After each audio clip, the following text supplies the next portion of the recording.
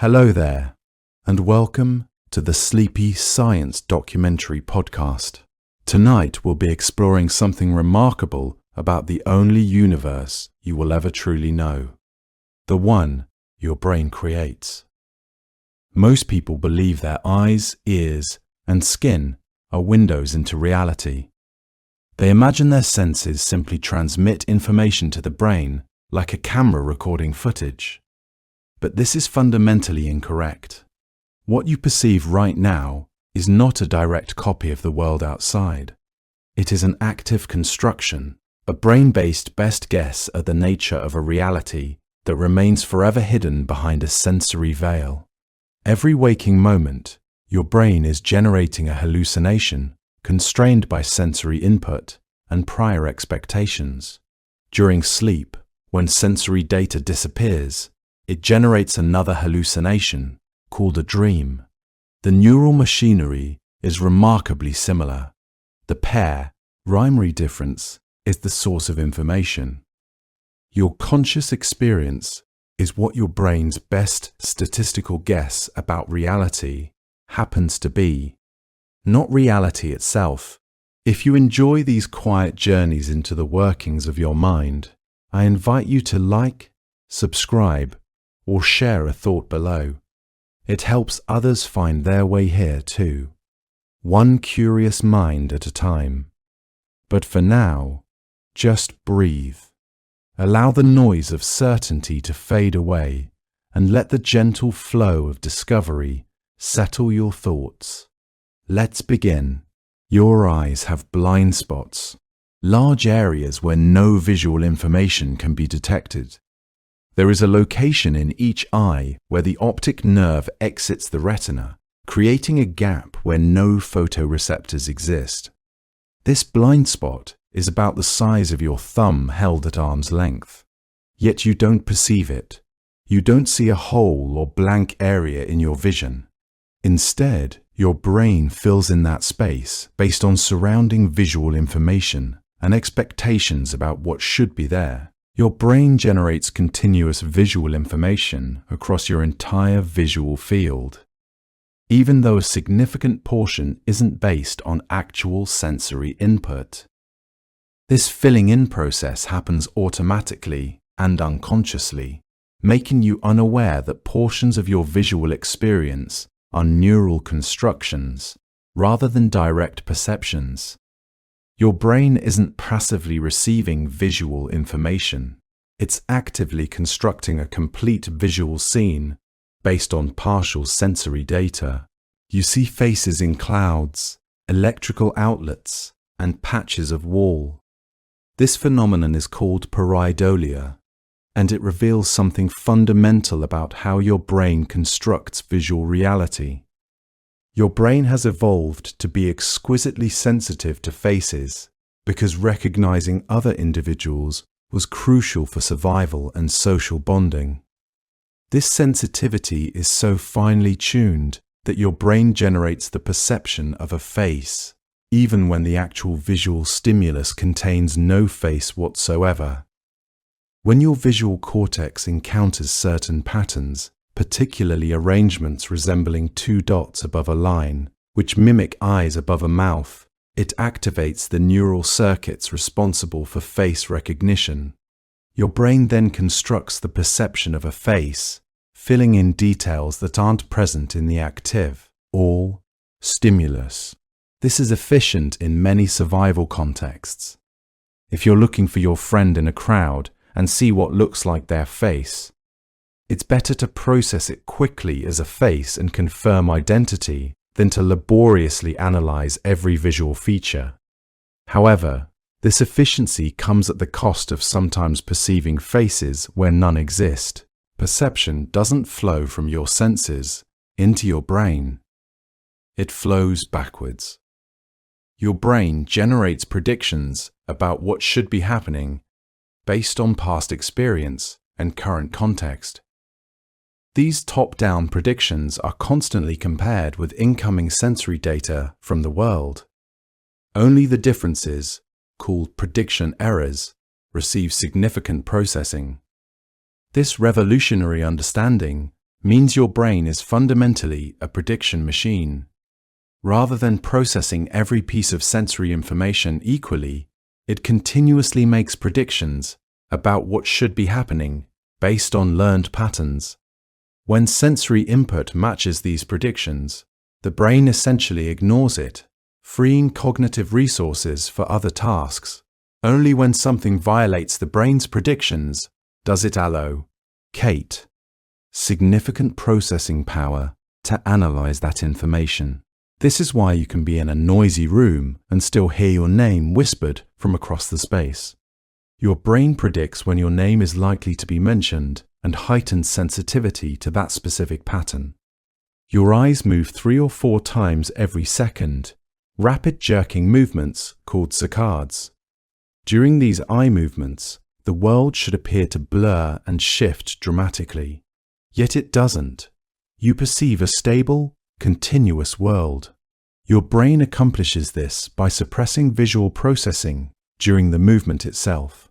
It essentially stops updating your visual experience while your eyes are moving, then seamlessly stitches together the visual information from before and after the movement. This editing process happens so smoothly that you're completely unaware of it. The world doesn't appear to jump or shake despite your eyes constantly repositioning. Your brain has learned to predict what the visual world will look like after the movement and uses that prediction to maintain the illusion of stability. Without this mechanism, every glance would create a disorienting blur, making it nearly impossible to navigate your environment. Phantom sensations persist long after limbs are removed. People who lose a limb often report feeling the missing arm or leg, experiencing pain, itching, or movement in tissue that no longer exists. The brain has built a detailed model of your body based on years of sensory input. When that limb is suddenly absent, the brain continues generating predictions about sensations from that location. It hasn't yet updated its model to reflect the loss.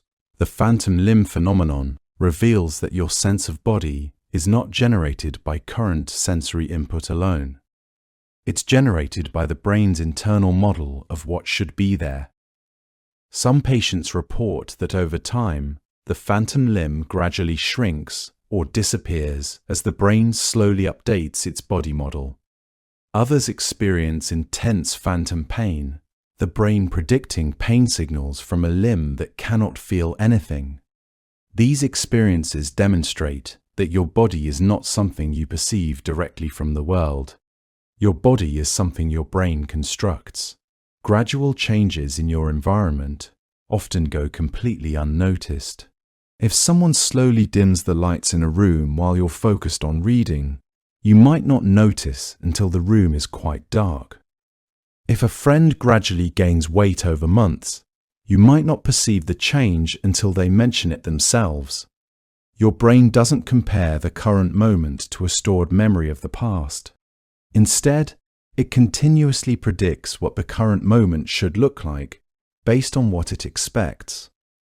When the world changes gradually enough, it never violates the prediction strongly enough to trigger awareness. Your brain simply updates its predictions to match the new circumstances. This is why your pupils dilate or constrict gradually without your conscious notice, why you don't feel the steady pressure of your clothes against your skin, and why you can sit in cool water and gradually stop noticing its temperature. Only sudden changes generate prediction errors large enough to cross the threshold into conscious awareness. The McGurk effect demonstrates that your eyes can completely override what your ears hear. Researchers created a video of a person saying one sound, like bar, while their lips moved as if saying a different sound, like gar. When you watch the video, you don't hear bar, you hear gar. Your visual system's prediction about what sound should match those lip movements overrides the actual sound reaching your ears. The brain synthesizes a perceptual experience that doesn't match either the visual or auditory input alone. Instead, it creates a hybrid perception that integrates both sensory streams. This illusion persists even when you're aware of it, and even when you consciously try to hear the actual sound. Your brain has learned through a lifetime of conversation that certain visual patterns correlate with certain sounds. These learned associations are so powerful that they override direct sensory input from your ears. Every conversation you have involves this constant integration of sight and sound, with your eyes influencing what you hear. Context powerfully shapes what you taste and smell. The smell of something is not determined solely by its chemical composition. It's determined by your expectations, your emotional state, and your beliefs about what you're smelling. A wine taster's brain constructs a completely different taste experience when told the wine is expensive versus cheap, even though the chemical composition is identical. The same meal tastes different when you eat it in a fine restaurant compared to a cafeteria. Your sense of taste and smell are processed in brain regions intimately connected to memory and expectation. Before you even place food in your mouth, your brain has already made predictions about what it should taste like based on visual cues, aroma, and context. These predictions shape the actual taste experience you have. When those predictions are violated, as when you expect orange juice but taste toothpaste, the result is profoundly unpleasant. Your sense of taste is not something that emerges purely from your taste buds. It emerges from complex interactions between sensation, memory, and prediction. Eyewitness memories are far less reliable than most people believe. Your memory is not a video recording of events. It's a reconstruction based on partial information, current knowledge, and expectations. Each time you recall a memory, your brain rebuilds it, and each reconstruction can be influenced by suggestion, new information, or emotional state. Research shows that people confidently report witnessing events that never occurred, remember details that were only suggested to them, and completely misremember the appearance of people they claim to recognize. The confidence with which you hold a memory is not correlated with its accuracy. The brain generates confident memories even for events you didn't actually experience. Eyewitness testimony has sent innocent people to prison and freed guilty people because the human memory is not a reliable window into the past. What you remember is what your brain reconstructed, shaped by all the expectations and beliefs you've developed since the event occurred. The brain prioritizes coherence and meaning over accuracy when it comes to memory. The rubber hand illusion demonstrates how your brain determines which sensations belong to your body. Researchers place a rubber hand in front of you while your real hand is hidden from view. They stroke both your hidden hand and the rubber hand simultaneously. After a short period, your brain begins to feel as if the rubber hand is actually yours. Sensations of touch seem to originate from the rubber hand instead of your real hand. Your brain's sense of body ownership is not determined by which tissues actually belong to you. It's determined by consistency of sensory input. When visual, tactile, and proprioceptive signals all consistently point to the rubber hand, your brain's model of body incorporates it. If the researchers then harm the rubber hand, your brain responds with genuine distress. You instinctively protect rubber. Your sense of self is far more flexible than you might imagine. The boundaries of your body are drawn by the brain based on predictions about how sensations should correlate, not by objective reality. Your brain predicts sensations before they arrive. When you reach out to touch a hot stove, your brain has already generated a prediction about the burning sensation you'll experience. This prediction shapes your perception of the touch. If you reach slowly and expect pain, you feel more pain than if you reach quickly and expect less. The brain predicts the likely consequence of your action and generates that sensation before sensory input arrives. This predictive generation is so powerful that your perception of pain is shaped more by expectations than by the actual tissue damage. Doctors have long known that people experience less pain when given placebos they believe are powerful painkillers. This is not the pain magically disappearing. The brain is generating less pain sensation based on the prediction that the painkiller will work. A sensation of touch, temperature, and pain are not directly generated by sensory input. They're generated by predictions about what sensations should accompany your actions. There is an 18-millisecond delay between events in the world and your conscious perception of them.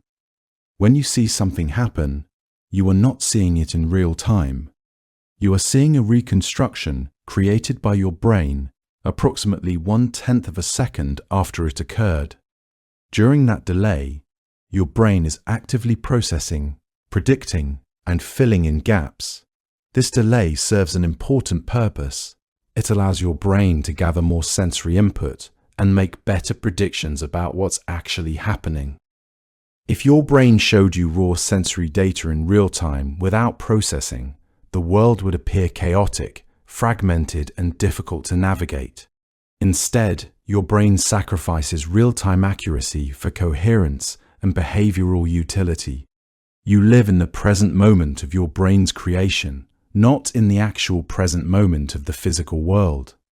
Every moment of your conscious experience is slightly delayed, slightly reconstructed, and slightly predicted. This temporal gap between actual events and your perception of them creates a fundamental disconnect between objective reality and your subjective experience. Optical illusions reveal the prediction mechanisms underlying all perception. When you view an illusion, your brain is doing exactly what it always does, generating the best guess about reality based on sensory input and learned expectations. The only difference is that the illusion exploits these mechanisms in ways that produce mismatches with objective reality. The Knizer triangle is one striking example. You see 3 Pac-Man shapes arranged in a triangle with no lines connecting them, yet virtually every observer perceives a white triangle floating above them.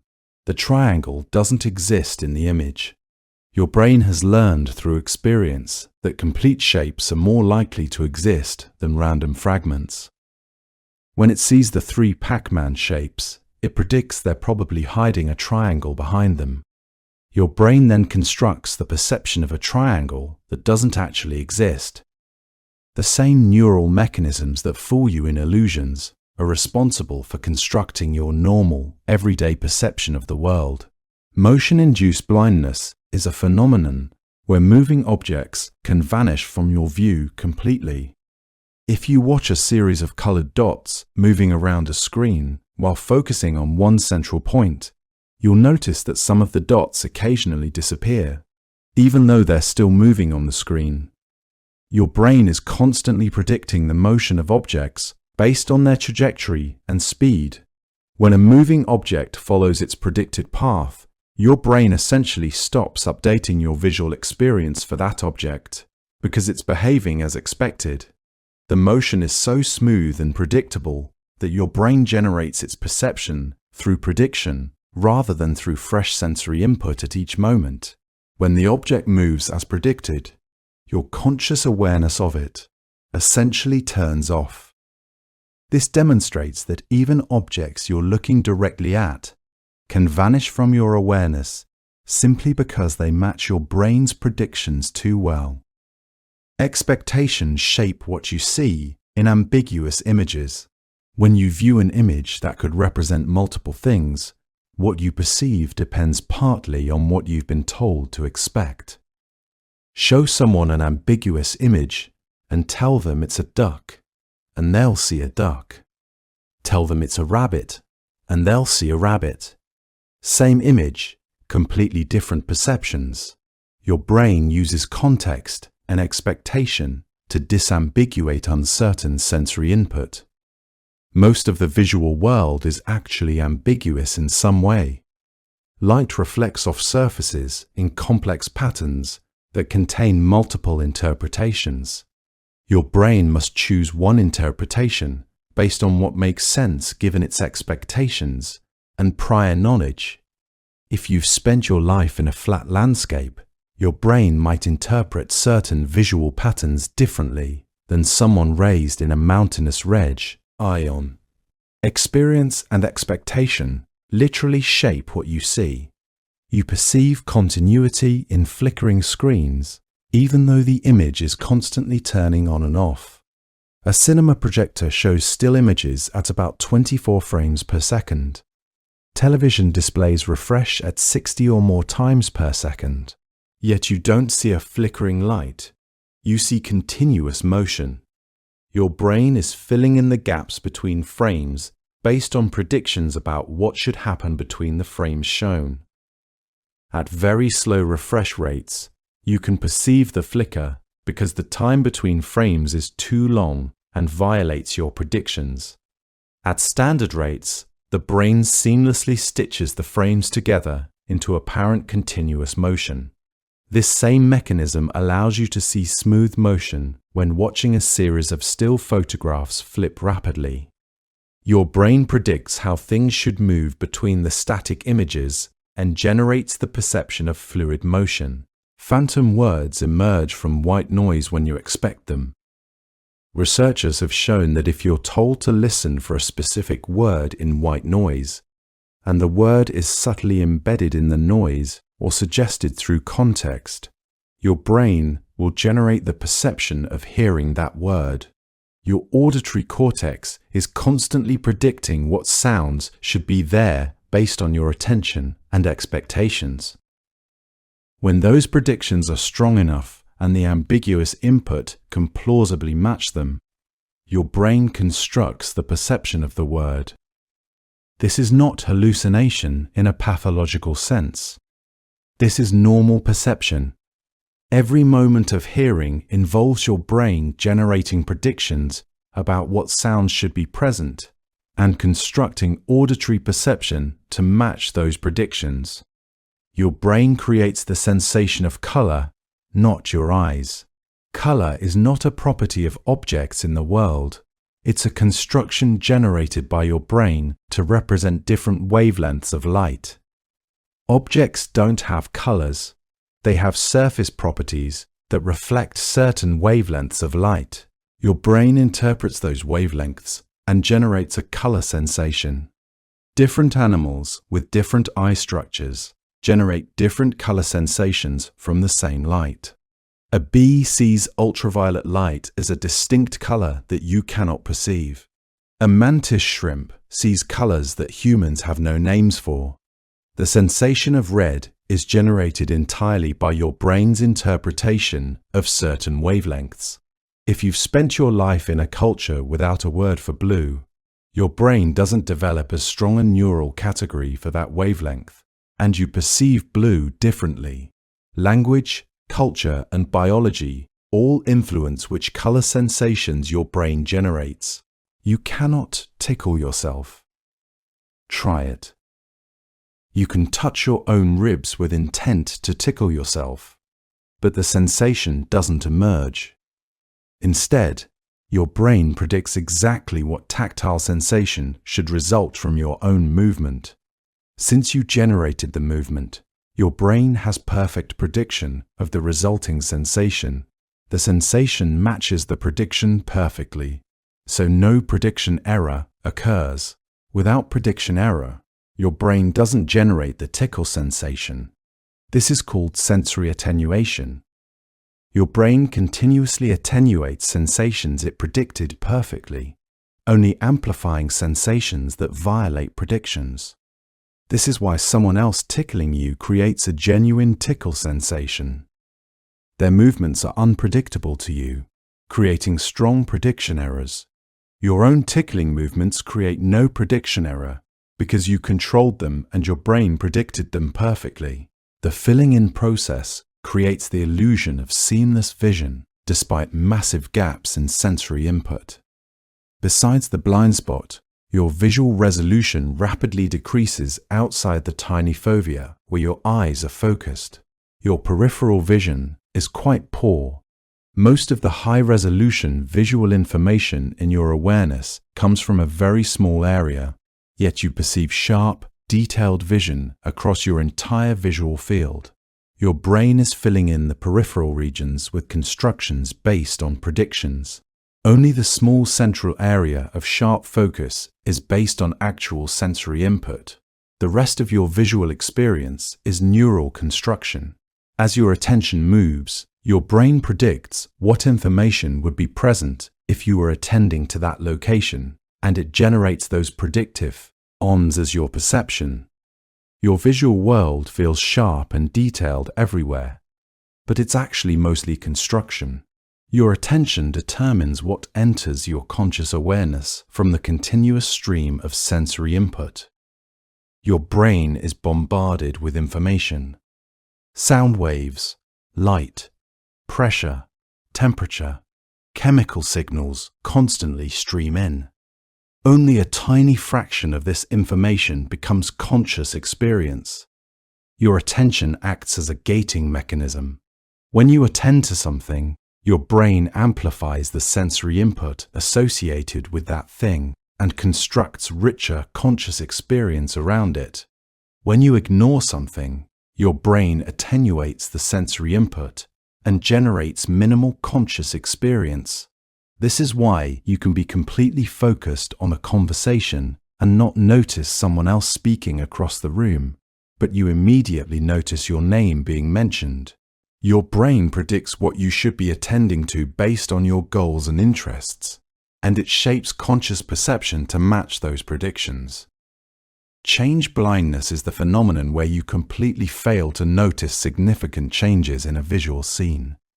Researchers have shown that if a visual change occurs during an eye movement or brief occlusion, people often don't notice it even if it's dramatic.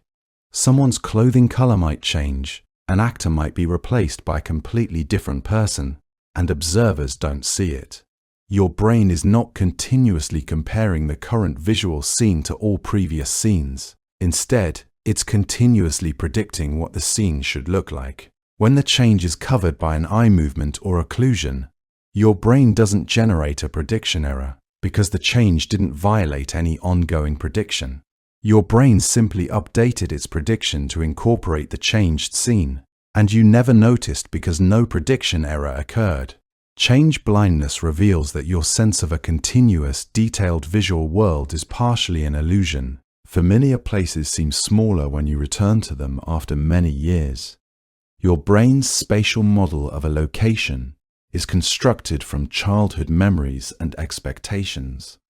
When you were a child, everything appeared much larger because you were smaller. The local playground seemed vast. Years later, when you return as an adult, your brain still holds the childhood spatial model, but now you see it with adult eyes.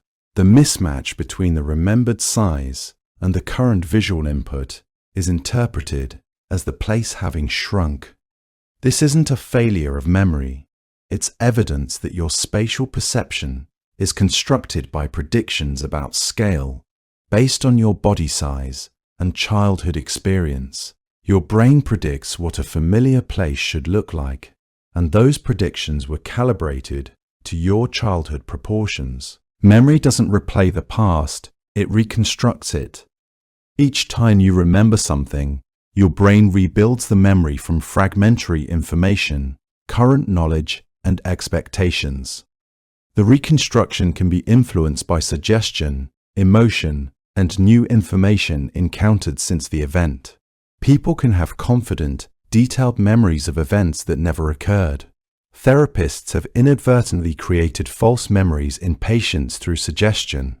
People have remembered themselves in places they never were, doing things they never did, with complete confidence. The subjective feeling of remembering is not correlated with accuracy. Your brain can generate a vivid, detailed memory of something that never happened. Your sense of having experienced the past is a construction, not a replay. Your brain interprets touch based on context and expectations. The same tactile stimulus feels different depending on what you expect. A light touch feels pleasant if you're anticipating a massage but startling if you don't expect it. The actual sensory input from your skin is the same, but your brain interprets it differently based on context. Touch is also subject to expectation effects. If someone touches your arm and tells you they're using a cold metal instrument, you might perceive coldness even if the instrument is actually warm. Your brain predicted cold based on expectation, and it generated the perception of cold sensations. The neural pathways responsible for touch perception are intimately connected to regions that process expectation and context. Touch is not a direct representation of what your skin is experiencing. It's an interpretation generated by your brain. Time seems to accelerate as you age. When you're 5 years old, a year represents 1/5 of your entire life. When you're 50, a year represents only 1/50th of your life. Mathematically, time should seem to move faster as you age. But the subjective experience of time is not purely mathematical. It's generated by your brain. When you experience novel events, your brain allocates more processing resources to each moment, and time seems to slow down. The summer vacation of childhood felt long because every day contained novel experiences. Adult life often feels routine, with fewer novel events. Your brain allocates fewer resources to each moment, and time seems to accelerate. Your brain is continuously estimating how much time has passed based on how much novel processing has occurred. As life becomes more routine, less novel processing occurs, and the subjective passage of time accelerates. Synesthesia reveals how flexible the brain's perceptual mechanisms are. Some people experience colors when they read letters, or they taste shapes when they hear sounds.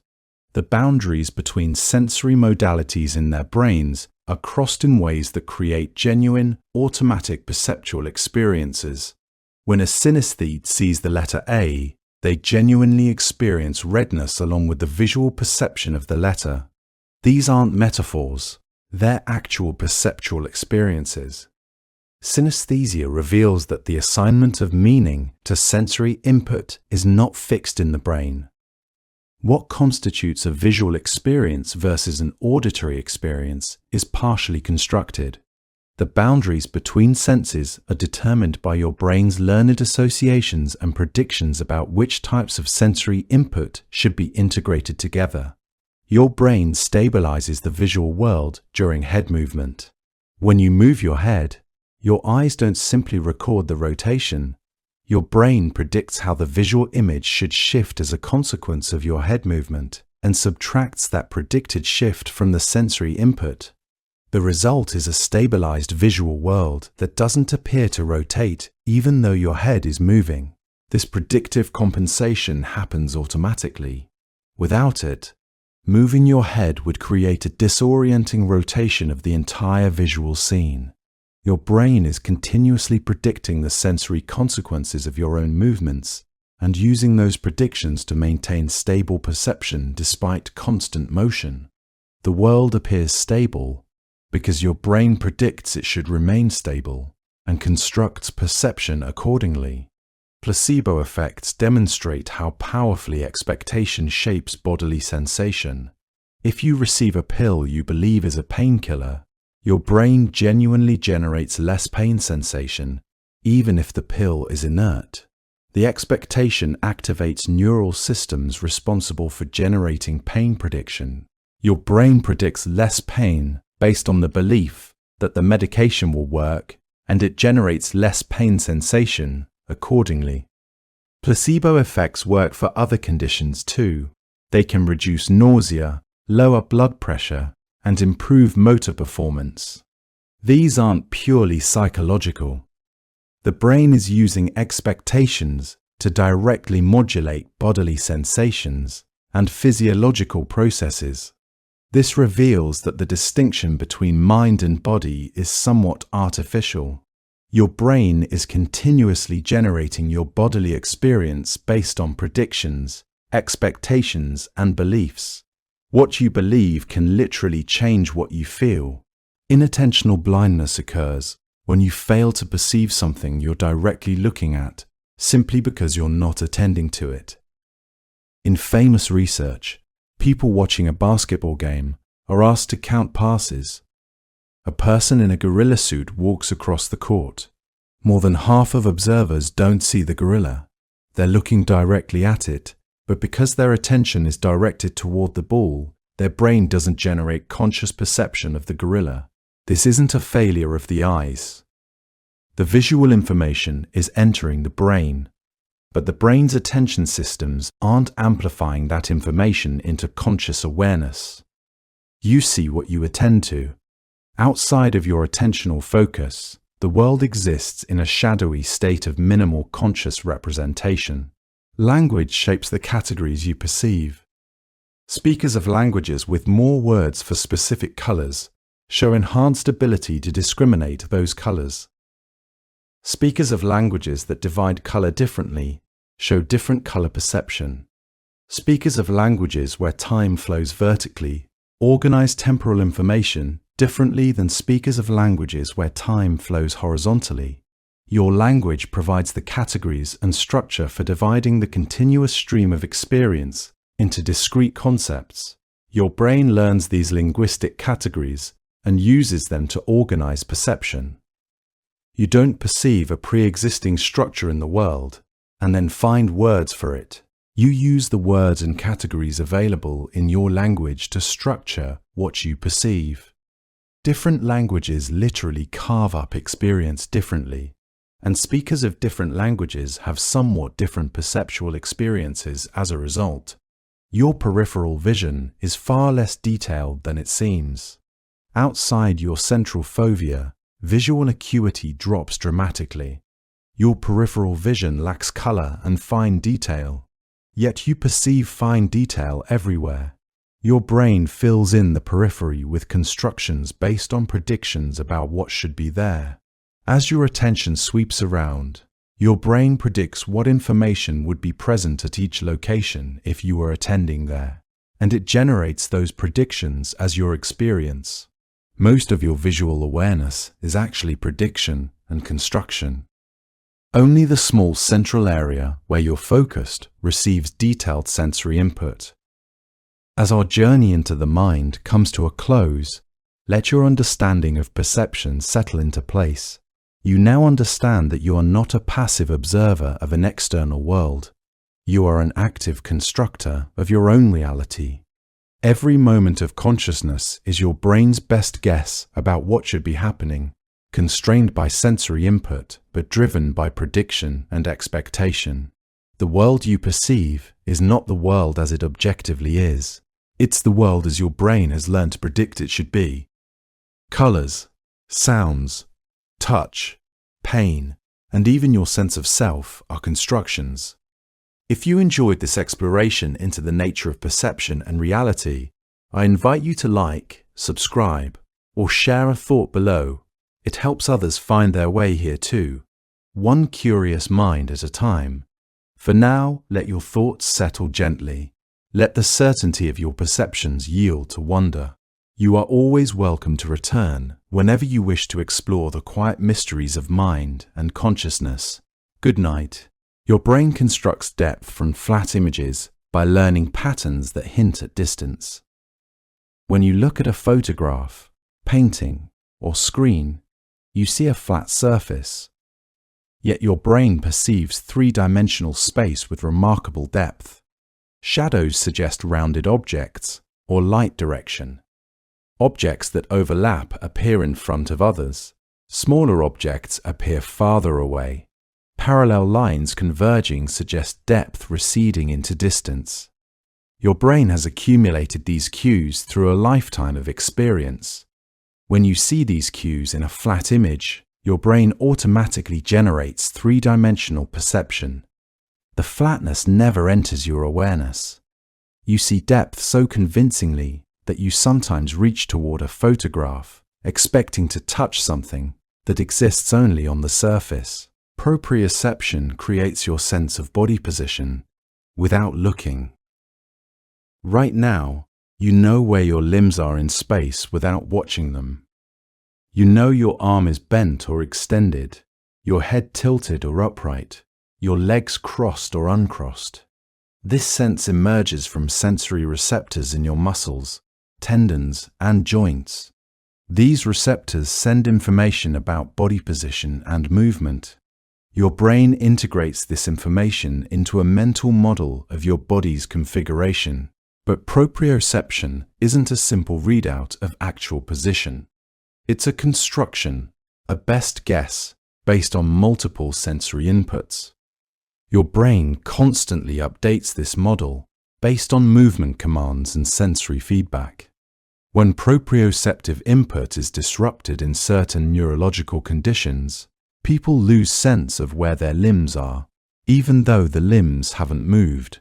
The body becomes unfamiliar and hard to control. This reveals that your sense of your body is generated by your brain. You perceive causality in random sequences, even when none exists. If you see one ball hit another and the second ball moves, you perceive the first causing the motion. But when one ball doesn't actually touch the other, people still perceive causality if timing is close enough. Your brain has learned that when events occur close together in time and space, the first likely caused the second. This learned association is so strong that your brain generates causality perception even when no causal relationship exists. Causality isn't something you see directly. It's an interpretation your brain generates based on temporal and spatial proximity. In random sequences like cloud formations, you sometimes perceive patterns of causality that don't exist. One thing seems to lead to another in ways that feel meaningful, but these connections are constructed by your brain, seeking causal structure in randomness. Déjà vu emerges when your brain's familiarity detection systems misfire. That unsettling feeling of having experienced something before, even though you haven't, reveals how your brain constructs familiarity. Your brain continuously compares current experience with memories and learned patterns. Usually, this works correctly, but sometimes the system generates false familiarity. The current situation matches enough features of previous experiences that your brain's pattern-matching system flags it as familiar, even though the overall situation is entirely new. You walk into a room you've never seen, but the lighting, furniture arrangement, and wall color match a room from years ago. Your brain's familiarity detection triggers, creating the eerie sensation that you've been here before.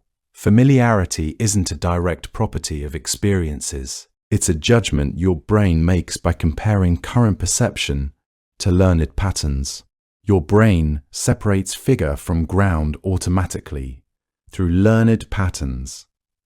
When you look at a visual scene, certain objects appear as figures against background, which you perceive as ground. A person against a forest, a dark letter against white paper, a bird against the sky. This separation seems automatic, but depends on learned patterns. Usually, smaller objects in the center of your visual field are perceived as figures. Moving objects are figures. Objects with distinct boundaries are figures, but the same stimulus can be figure or ground depending on context. Look at ambiguous images, and what you perceive as figure can flip to become ground and back again. Your brain continuously determines what should be attended to by separating the visual field into objects of interest and background. This separation is a construction based on learned patterns, not a direct property of visual input. Certain sounds make you feel textures even though your skin receives no tactile input. Rough, scratchy sounds make you perceive roughness. Smooth, flowing sounds make you perceive smoothness. Your brain has learned associations between acoustic and tactile properties. When your auditory system processes these sounds, it activates neural regions for tactile perception, even though no actual tactile input reaches your skin. This cross-modal perception reveals that your brain doesn't maintain strict boundaries between sensory modalities. A sound can activate tactile perception. A visual stimulus can influence what you hear. Your brain integrates information across sensory systems based on learned associations. This is why music can feel smooth or rough, why certain voices feel warm or cold, why some sounds seem to have weight. These perceptual qualities aren't in the stimuli. They're generated by your brain's cross-modal associations. Your emotional state colors your perceptions fundamentally. When you're happy, the world appears brighter and safer. When you're anxious, the same world appears darker and threatening. Your emotional state actually changes how your brain processes sensory information. In a positive mood, your brain amplifies attention to positive events and dampens negative ones. You notice smiles, but might miss worried glances. In a negative mood, your brain amplifies attention to threats. Emotional state also influences which memories become accessible. Sadness activates sad memories. Happiness activates happy memories. This emotional coloring extends to all sensory modalities. Food tastes better when happy. Music sounds more beautiful in good moods. Pain feels more intense when anxious. Your brain uses emotional state as a signal about the current situation and alters perception accordingly. The same objective world reduces radically different subjective experiences depending on your emotional state. Your brain maintains object constancy despite constantly changing views. An object's appearance changes dramatically depending on viewing angle, lighting, and distance. A circular plate appears oval when tilted. A person appears to change size as they walk away. Colors appear brighter in sunlight and darker in shadow, yet you perceive the plate as circular, the person remaining the same size, colors constant. Your brain is stripping away surface appearance that changes with viewing conditions and constructing perception of constant underlying properties. This constancy is not given directly by sensory input. It's constructed by your brain based on learned patterns. You know objects don't change shape from different angles. You know distance changes perceived size but not actual size. You know lighting affects appearance but not actual color. Your brain uses these learned rules to construct constant perception despite changing sensory input. The stability of the world as you perceive it depends on your brain's ability to construct constancy from variable input. The Stroop effect reveals when conflicting information overwhelms your brain's predictions. You're shown the word red printed in blue ink and asked to name the color. The ink is blue, but saying blue is difficult because your brain has learned to read words automatically.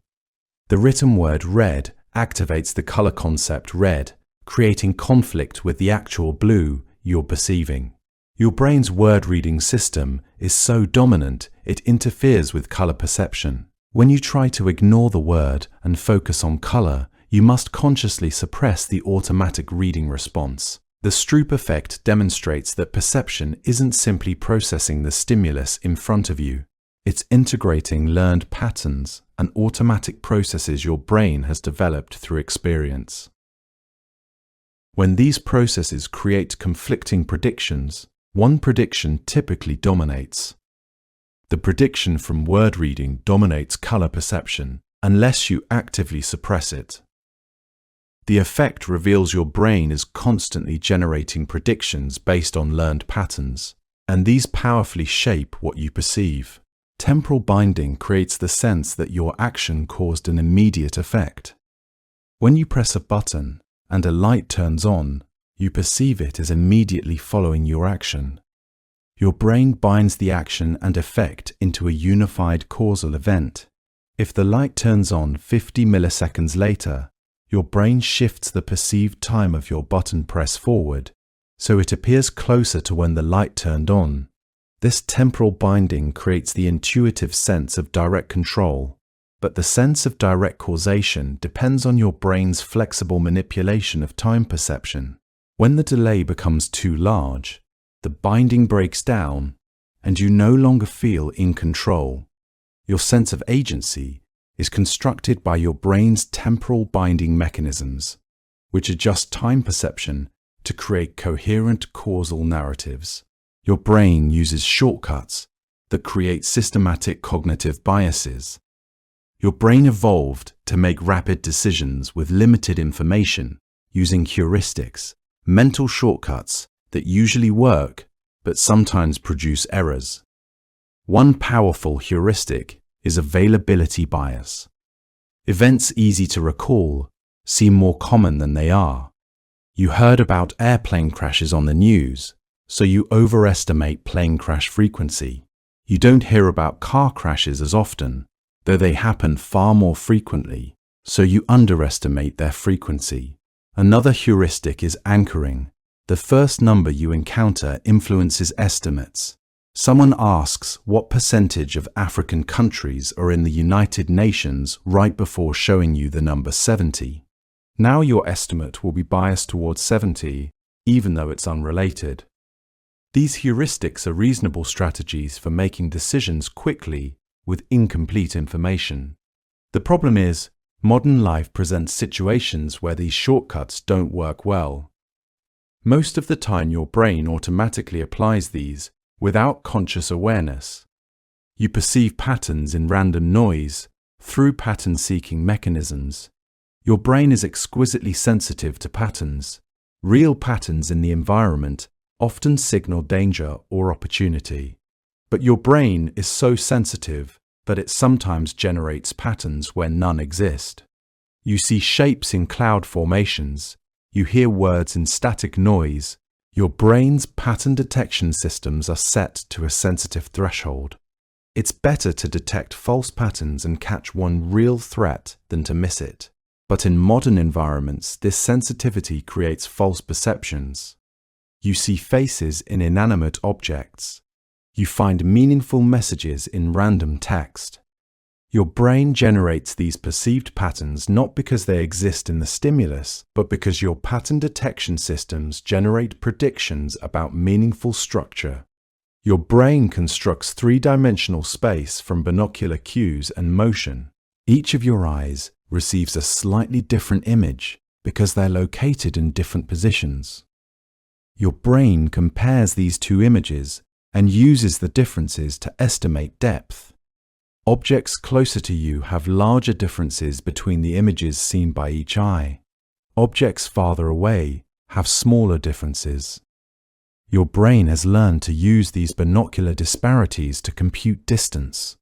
Additionally, when you move your head, objects at different distances move at different speeds relative to you.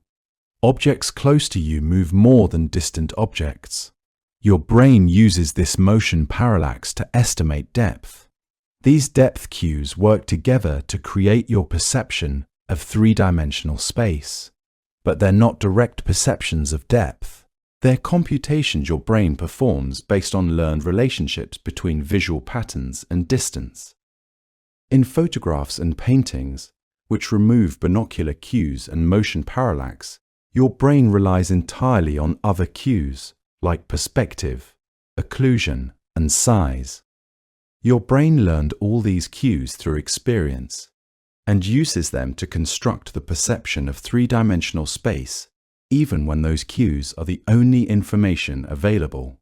Your brain determines body ownership based on multisensory coherence. In the rubber hand illusion, researchers simultaneously stroke your hidden hand and a visible rubber hand. After a short time, your brain begins to feel as though the rubber hand is your hand. The rubber hand is not attached to your body. It doesn't have your fingerprints or your DNA, yet your brain adopts it as part of your body because the sensory signals are coherent. Touch signals and visual signals both point to the rubber hand as the source of sensation. When these signals are disrupted, when the researchers scratch the rubber hand, and your hidden hand receives no scratch, the illusion breaks down. Your brain has integrated vision, touch, and proprioception, and determined that they all point to the rubber hand as belonging to your body. The boundaries of your body are not fixed by biology. They're determined by your brain's interpretation of multisensory coherence.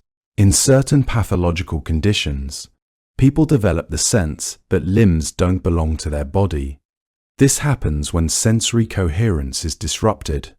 Your brain is continuously computing which sensations belong to your body and which belong to the external world, based on predictive integration of multiple sensory streams. The waterfall illusion emerges from adaptation of motion-detecting neurons. When you watch a waterfall for a minute or two, and then look away at stationary surroundings, the surroundings appear to move upward. The sky appears to drift upward. The rocks appear to drift upward. This illusion reveals how your brain detects motion. Neurons in your visual cortex are specialized to detect motion in specific directions. Some neurons respond to upward motion. Some respond to downward motion. Some respond to motion in other directions. When you watch a waterfall, the downward motion constantly activates downward motion detecting neurons. These neurons gradually reduce their responsiveness through adaptation. They're like sensors that become less sensitive after continuous stimulation. When you then look at stationary surroundings, the downward motion neurons have reduced activity, while upward motion neurons have normal activity. The imbalance between these neural populations creates the perception of upward motion even though nothing is moving. Your brain doesn't directly perceive motion. It detects motion through the activity of specialized neural populations. When the balance of activity across these populations is disrupted, you perceive motion that isn't there. Your brain integrates multiple senses into unified experience through temporal binding. When someone speaks, you see their lips move and hear sounds. These are two separate sensory streams entering your brain through different pathways, yet you perceive them as a unified experience of someone speaking. Your brain binds the visual and auditory information into a single coherent experience through temporal binding. If the sound is delayed slightly, your brain can still bind vision and sound if the delay is small enough, say less than a quarter of a second. Beyond that, the binding breaks down, and you notice the sound is out of sync with the movement. Your brain's binding mechanisms have temporal limits that reflect the actual delays in neural processing.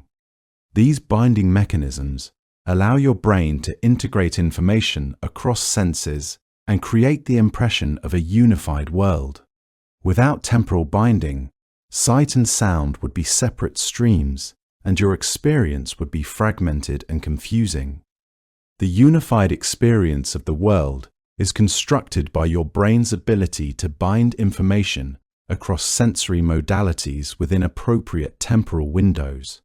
Confirmation bias shapes what you notice and remember through selective attention. Your brain is constantly making predictions about what information will be relevant based on your beliefs and goals. When you encounter information, your brain's attention systems are biased toward information that matches your predictions. You notice information that confirms your beliefs more readily than information that contradicts them. You also remember confirmatory information better than contradictory information. These biases aren't conscious choices. They operate automatically. Your brain is filtering the massive stream of sensory information, amplifying some parts and dampening others based on learned associations and current expectations. If you believe a particular group of people has certain characteristics, you'll notice examples that fit that belief more readily than examples that contradict it. You'll remember the confirmations and forget the disconfirmations. Over time, this creates a reality that seems to confirm your beliefs, even if the objective world is more balanced or contradicts your beliefs. Confirmation bias reveals that your perception of reality is constructed through selective attention guided by your existing beliefs. You perceive intentions in abstract moving shapes through higher-level motion processing.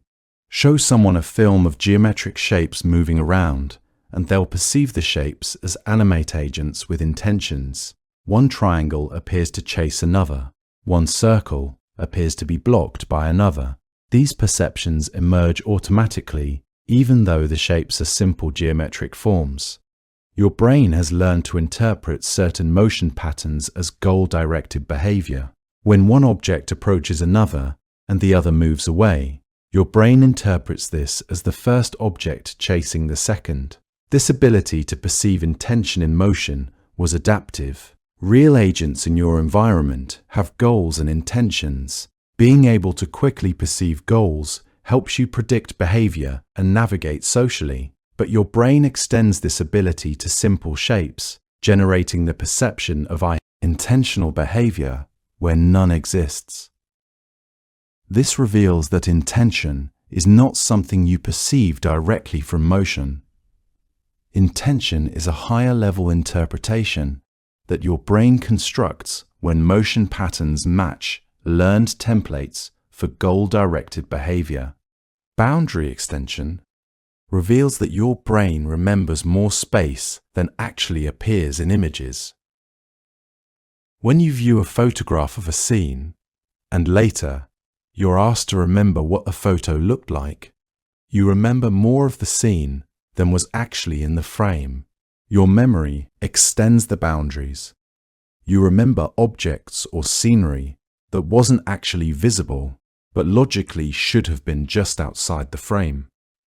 Your brain isn't passively recording the image. It's constructing an understanding of the scene that includes inferences about what lies beyond the frame.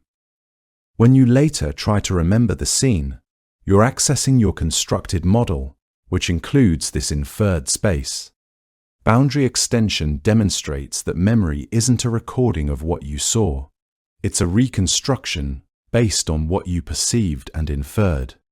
Your brain models spaces as continuous and connected. When you see part of a room, your brain constructs a model of the entire room, even though you can only see part of it. When you remember the scene, you access this spatial model, which includes the inferred regions you never actually saw. Your brain fills gaps in auditory perception to create continuous sound. When someone speaks, they produce sounds separated by brief silences. You don't perceive the silences, you perceive continuous speech. Your brain fills in the gaps.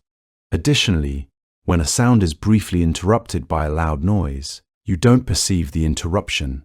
You perceive the sound as continuing, uninterrupted underneath the loud noise.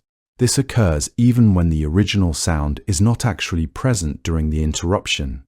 Your brain predicts that the sound should continuing and generates the perception of continuity. This auditory filling in is similar to the visual filling in of the blind spot. Your brain is continuously predicting what should be happening and generating those predictions as perception when actual sensory input is ambiguous or missing. In speech, this filling in is so effective that you can understand speech even when 20% of the phonemes are masked by noise or deleted. Your brain is reconstructing the full words and sentences based on context and prediction rather than perceiving every sound directly. After images emerge when sensory adaptation persists after stimulation stops. Look at a bright light for a moment and then close your eyes, and you'll see an image of the light burned into your visual field. This afterimage gradually fades. Afterimages occur because of adaptation in sensory receptors. When light-sensitive cells in your retina are exposed to bright light, they gradually reduce their responsiveness. After the light is turned off, these cells maintain reduced responsiveness, while surrounding cells return to normal responsiveness. This imbalance creates the perception of a negative image of the light. After images reveal that your perception of the current moment is influenced by your nervous system's adaptation history. Your sensory systems are not fixed-gain sensors. They dynamically adjust their sensitivity based on recent stimulation. This adaptation allows your brain to maintain sensitivity across a wide range of stimulus intensities. But it also means that your perception of the current moment depends on adaptation to previous stimulation. Visual masking occurs when one stimulus interferes with perception of another through neural interactions. Show someone a briefly flashed image and then immediately follow it with another image, and the second image can interfere with perception of the first. This is not simply about missing the first image, because attention is focused elsewhere. It's about direct neural interference. The neural activity generated by the second stimulus disrupts the neural processing of the first stimulus. Visual masking reveals that perception is constructed through neural activity that unfolds over time. The temporal dynamics of this activity matter. When stimuli are presented in rapid succession, the neural activity from one stimulus can interfere with the neural processing of the next. The brain's construction of perception depends on the timing of neural activity, in addition to the sensory input itself. Habituation makes repeated stimuli fade from awareness as they become predicted. When you first hear a clock ticking, you notice the sound. After a few minutes, you stop noticing it, even though the sound continues at the same volume. The stimulus hasn't changed, but your perception has. This occurs because your brain has constructed a prediction that the sound will continue ticking at a steady rate. Since the incoming sensory input matches this prediction perfectly, your brain's prediction error detection systems generate no error signal, and the stimulus drops out of consciousness. You only notice the clock when something changes, when it stops ticking, or when the rhythm changes. Habituation is not a sensory phenomenon. Your sensory receptors continue to respond to the sound. Habituation is a brain phenomenon. Your brain stops generating conscious perception of stimuli that match its predictions. This adaptation keeps your consciousness focused on novel information, while filtering out redundant information that has already been integrated into your models of the world. You perceive lightness and brightness relatively, not absolutely. A piece of white paper indoors appears white even though it's receiving less light than a piece of black paper in direct sunlight. Your brain is not computing absolute light intensity. It's computing relative brightness within the scene. The white paper is reflecting more light relative to surrounding objects, so you perceive it as white. The black paper is reflecting less light relative to surrounding objects, so you perceive it as black. This relative perception makes sense. Knowing absolute light intensity is less useful than knowing how bright objects are relative to each other. Relative brightness tells you about object properties that are stable across different lighting conditions. Your brain has learned to compute these relative relationships and perceive them as the objective properties of objects. The same absolute light intensity can be perceived as bright white or dark grey, depending on the surrounding context. This relative perception means that your perception of colour and brightness is not a direct measure of physical properties. It's a construction based on comparisons within the visual scene. Your brain interprets social cues automatically through specialized processing systems. When you see a face, your brain automatically processes the facial features and extracts social information.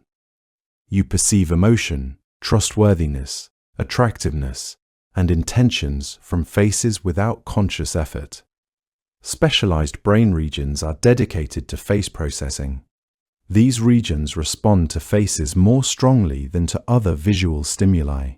Infants show preferences for face-like stimuli within days of birth. This suggests that face processing mechanisms are partially innate. But experience also shapes face processing. You recognize familiar faces more easily than unfamiliar faces. You're better at recognizing faces of your own race than faces of other races due to differential experience. Your brain has learned to extract social meaning from facial features and body posture. You make rapid judgments about trustworthiness and competence based on facial characteristics. Most of these judgments are unconscious and automatic.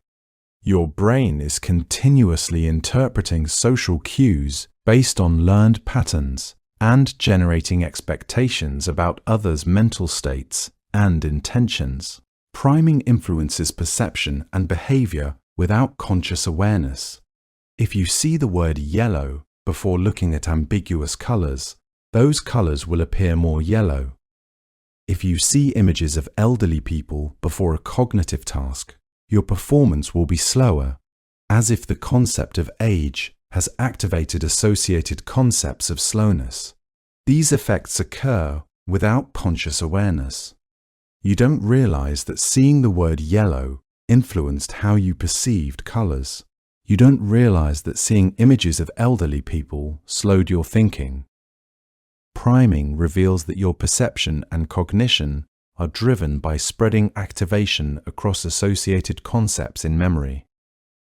Seeing one concept automatically activates related concepts. These activated concepts influence how you interpret ambiguous stimuli and how you process information.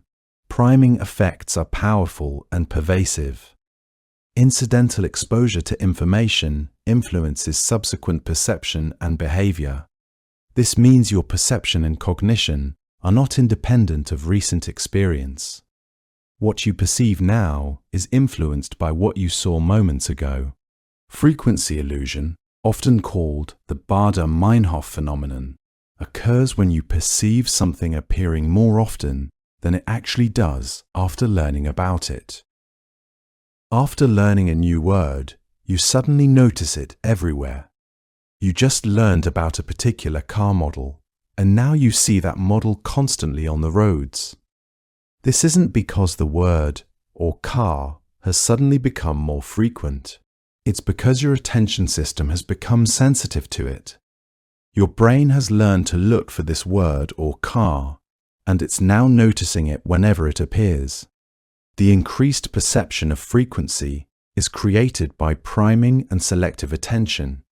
Your brain generates the prediction that you should encounter this word or car frequently, and it notices instances that match this prediction. The increased frequency is not in the world. It's in your brain's attention and perception. Once you stop paying attention to something, the frequency illusion dissipates and you stop noticing it even if it remains equally common. Crowding in peripheral visual makes objects appear distorted when multiple items are present in your peripheral visual field. In your central vision, you can distinguish details clearly. But in your peripheral vision, visual acuity drops dramatically. When multiple objects are crowded together in peripheral vision, they interfere with each other. You might misidentify letters or fail to notice objects because of interference from nearby items. The crowding effect demonstrates that perception of details is not uniform across the visual field. Your brain extracts fine details only from the central region of focus. Elsewhere, perception is coarser. When objects are crowded, they interfere with this coarse perception. This reveals that the apparent fine detail you perceive across your entire visual field is largely a construction. Your brain is filling in the peripheral region with inferred details based on the type of scene you're viewing, not based on detailed sensory analysis of every region. Your brain constructs a stable sense of self despite constant change. Your body is constantly replacing cells. Your beliefs and preferences change over time. Your memories are reconstructed each time you recall them. Yet you perceive yourself as a continuous, unified entity with a persistent identity. This sense of self is a construction your brain maintains. Your brain generates a narrative about who you are, based on memories, beliefs, preferences, and a sense of continuity. This narrative feels like a direct perception of an essential self, but it's actually an ongoing construction. Your sense of self provides continuity to your experience and behavior. It allows you to maintain goals and plans over time.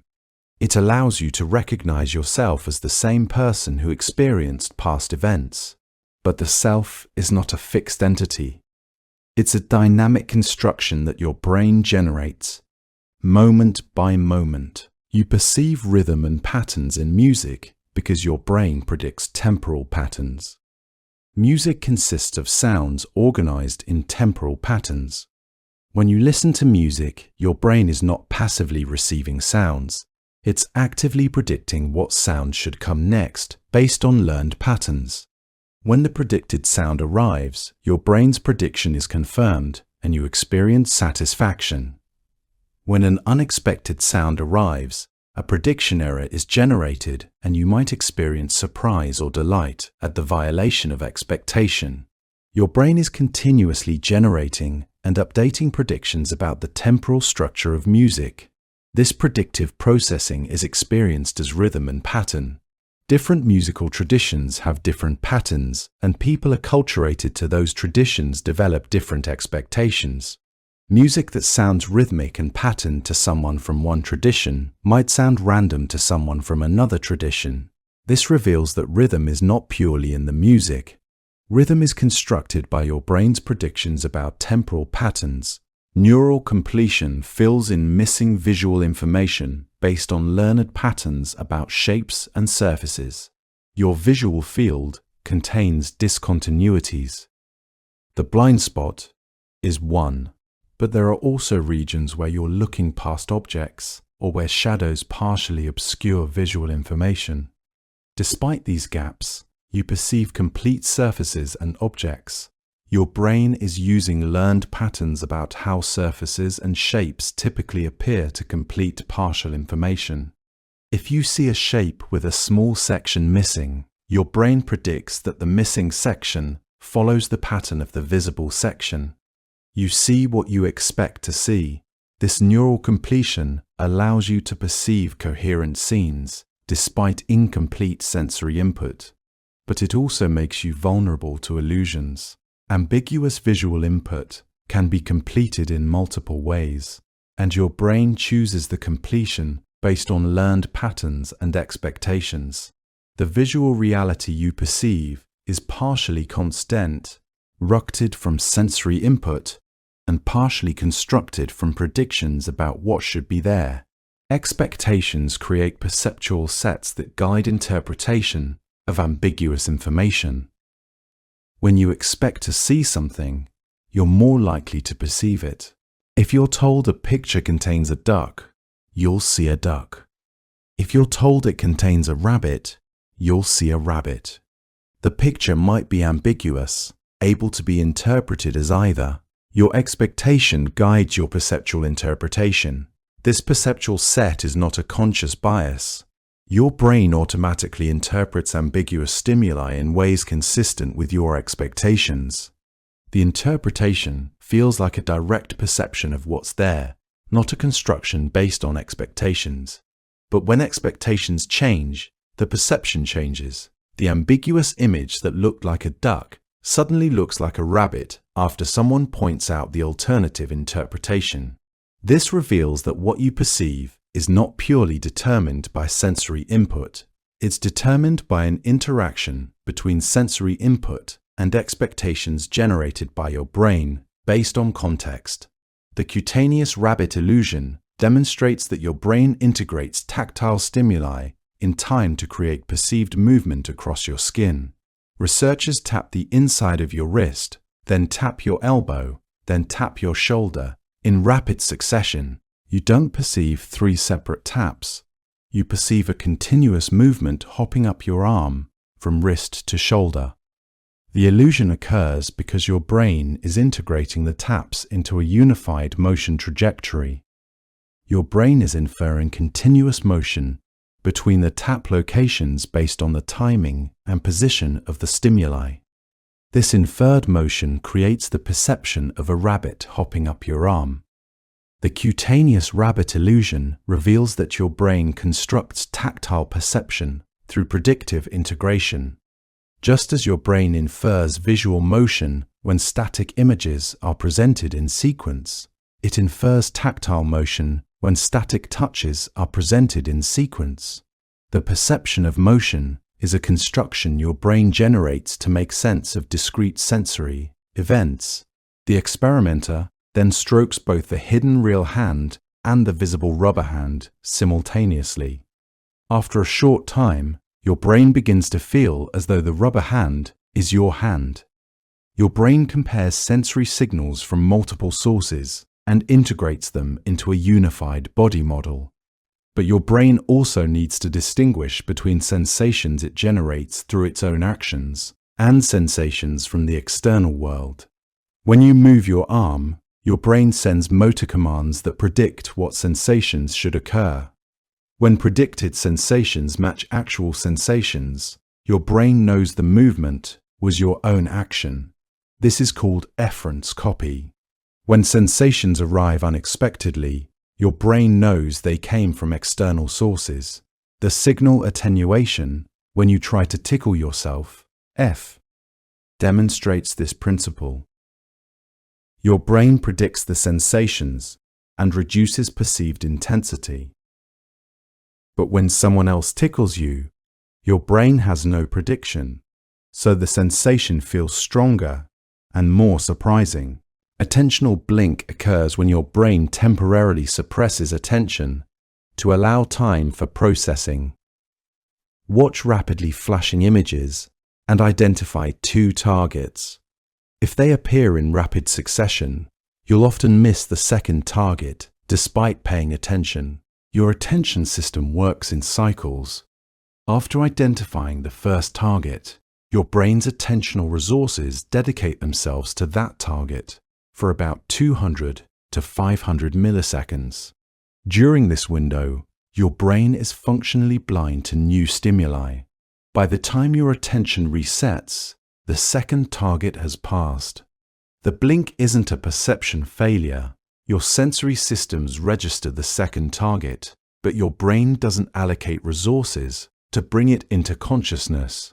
Attentional blink reveals that consciousness isn't continuous. It's more like a spotlight illuminating portions of experience in sequence. During the blink, the spotlight turns inward on consolidating information. Implied motion makes static images feel like they're moving through learned expectations about physics. When you see a photograph of a runner mid-stride, the image is static, yet you perceive motion. Your brain has learned that certain body positions imply movement. Bent legs, extended arms, forward lean, all suggest motion. Your brain constructs motion perception even when the image contains no actual motion. A photograph of a car leaning into a curve implies movement. Water cascading from a cliff implies falling. Your brain uses learned associations between body configurations and movement to generate implied motion perceptions.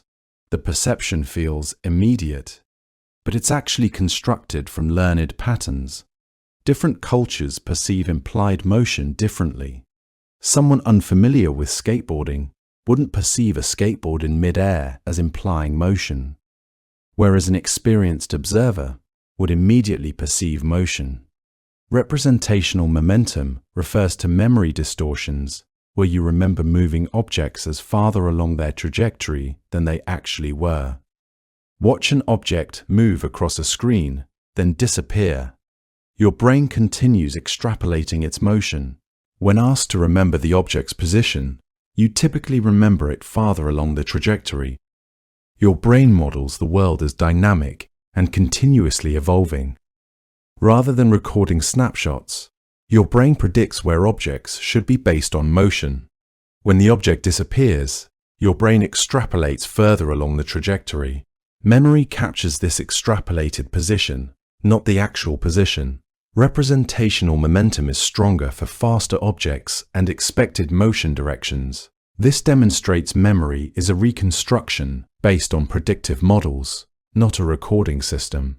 Your brain uses statistical regularities to predict upcoming events and reduce surprise. The world contains patterns. Sounds and objects that typically occur together become predictable. Your brain constantly learns these regularities and uses them to predict what comes next. Hearing the beginning of a song, your brain predicts the following notes. Entering a restaurant, your brain predicts sights, sounds, and smells. This predictive capacity allows efficient processing. Your brain allocates resources strategically, focusing on unexpected deviations. However, violations of expected patterns generate large prediction errors that capture attention and generate surprise. Magicians exploit these statistical regularities to create illusions, misdirecting attention through learned predictions. Time perception shifts dramatically depending on context, emotion, and attention. Boredom stretches time while engagement compresses it. An hour at the dentist feels longer than an hour at movies, despite identical duration. Your brain constructs time based on information processing, attention allocation, and emotional state. Focused attention on a task reduces time awareness, making time feel shorter. Diffuse attention and time awareness make time expand. Emotional intensity also affects perception. Frightening moments seem to slow down because your brain processes more information and generates detailed memories. Later, these memory-rich events feel longer. Your brain equates processed information quantity with time passed. Emergencies feel like slow motion, even though your brain process it's faster, not slower. Cross-modal correspondences create associations between sensory modalities that construct unified experience. Certain sounds feel rough. Certain shapes taste bitter. Certain colors sound loud. These associations aren't in physical stimuli themselves. A sound has no texture. A shape has no flavor. These correspondences emerge from your brain's tendency to integrate information across sensory systems based on learned associations and metaphorical thinking. Most people associate darker colors with deeper sounds and sharp angles as loud. These associations develop through experience and language. Your language contains metaphors linking sensory modalities, bright sounds, warm colors, smooth voices. These linguistic metaphors shape your actual perceptual associations. Hearing certain sounds activates neural regions for texture perception, even without tactile stimulation. Your brain integrates across sensory systems to create unified, multidimensional perception. Your brain resolves ambiguous sensory information by applying learned patterns and expectations. When sensory input is ambiguous, multiple interpretations are possible. Your brain selects one as most likely using learned patterns and expectations. The Necker cube demonstrates this. It can be perceived as oriented two ways, but most people see one orientation, then flip to the other. Your brain settles on one interpretation, applies it, then switches when adaptation occurs. As neural signals supporting one interpretation reduce, competing interpretations emerge. Ambiguous sensory information occurs constantly. Speech is highly ambiguous at the acoustic level, with words blending together. Your brain resolves this using context, grammar expectations, and language statistical regularities.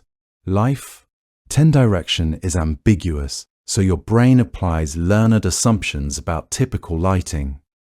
These resolutions happen automatically, feeling like direct perception.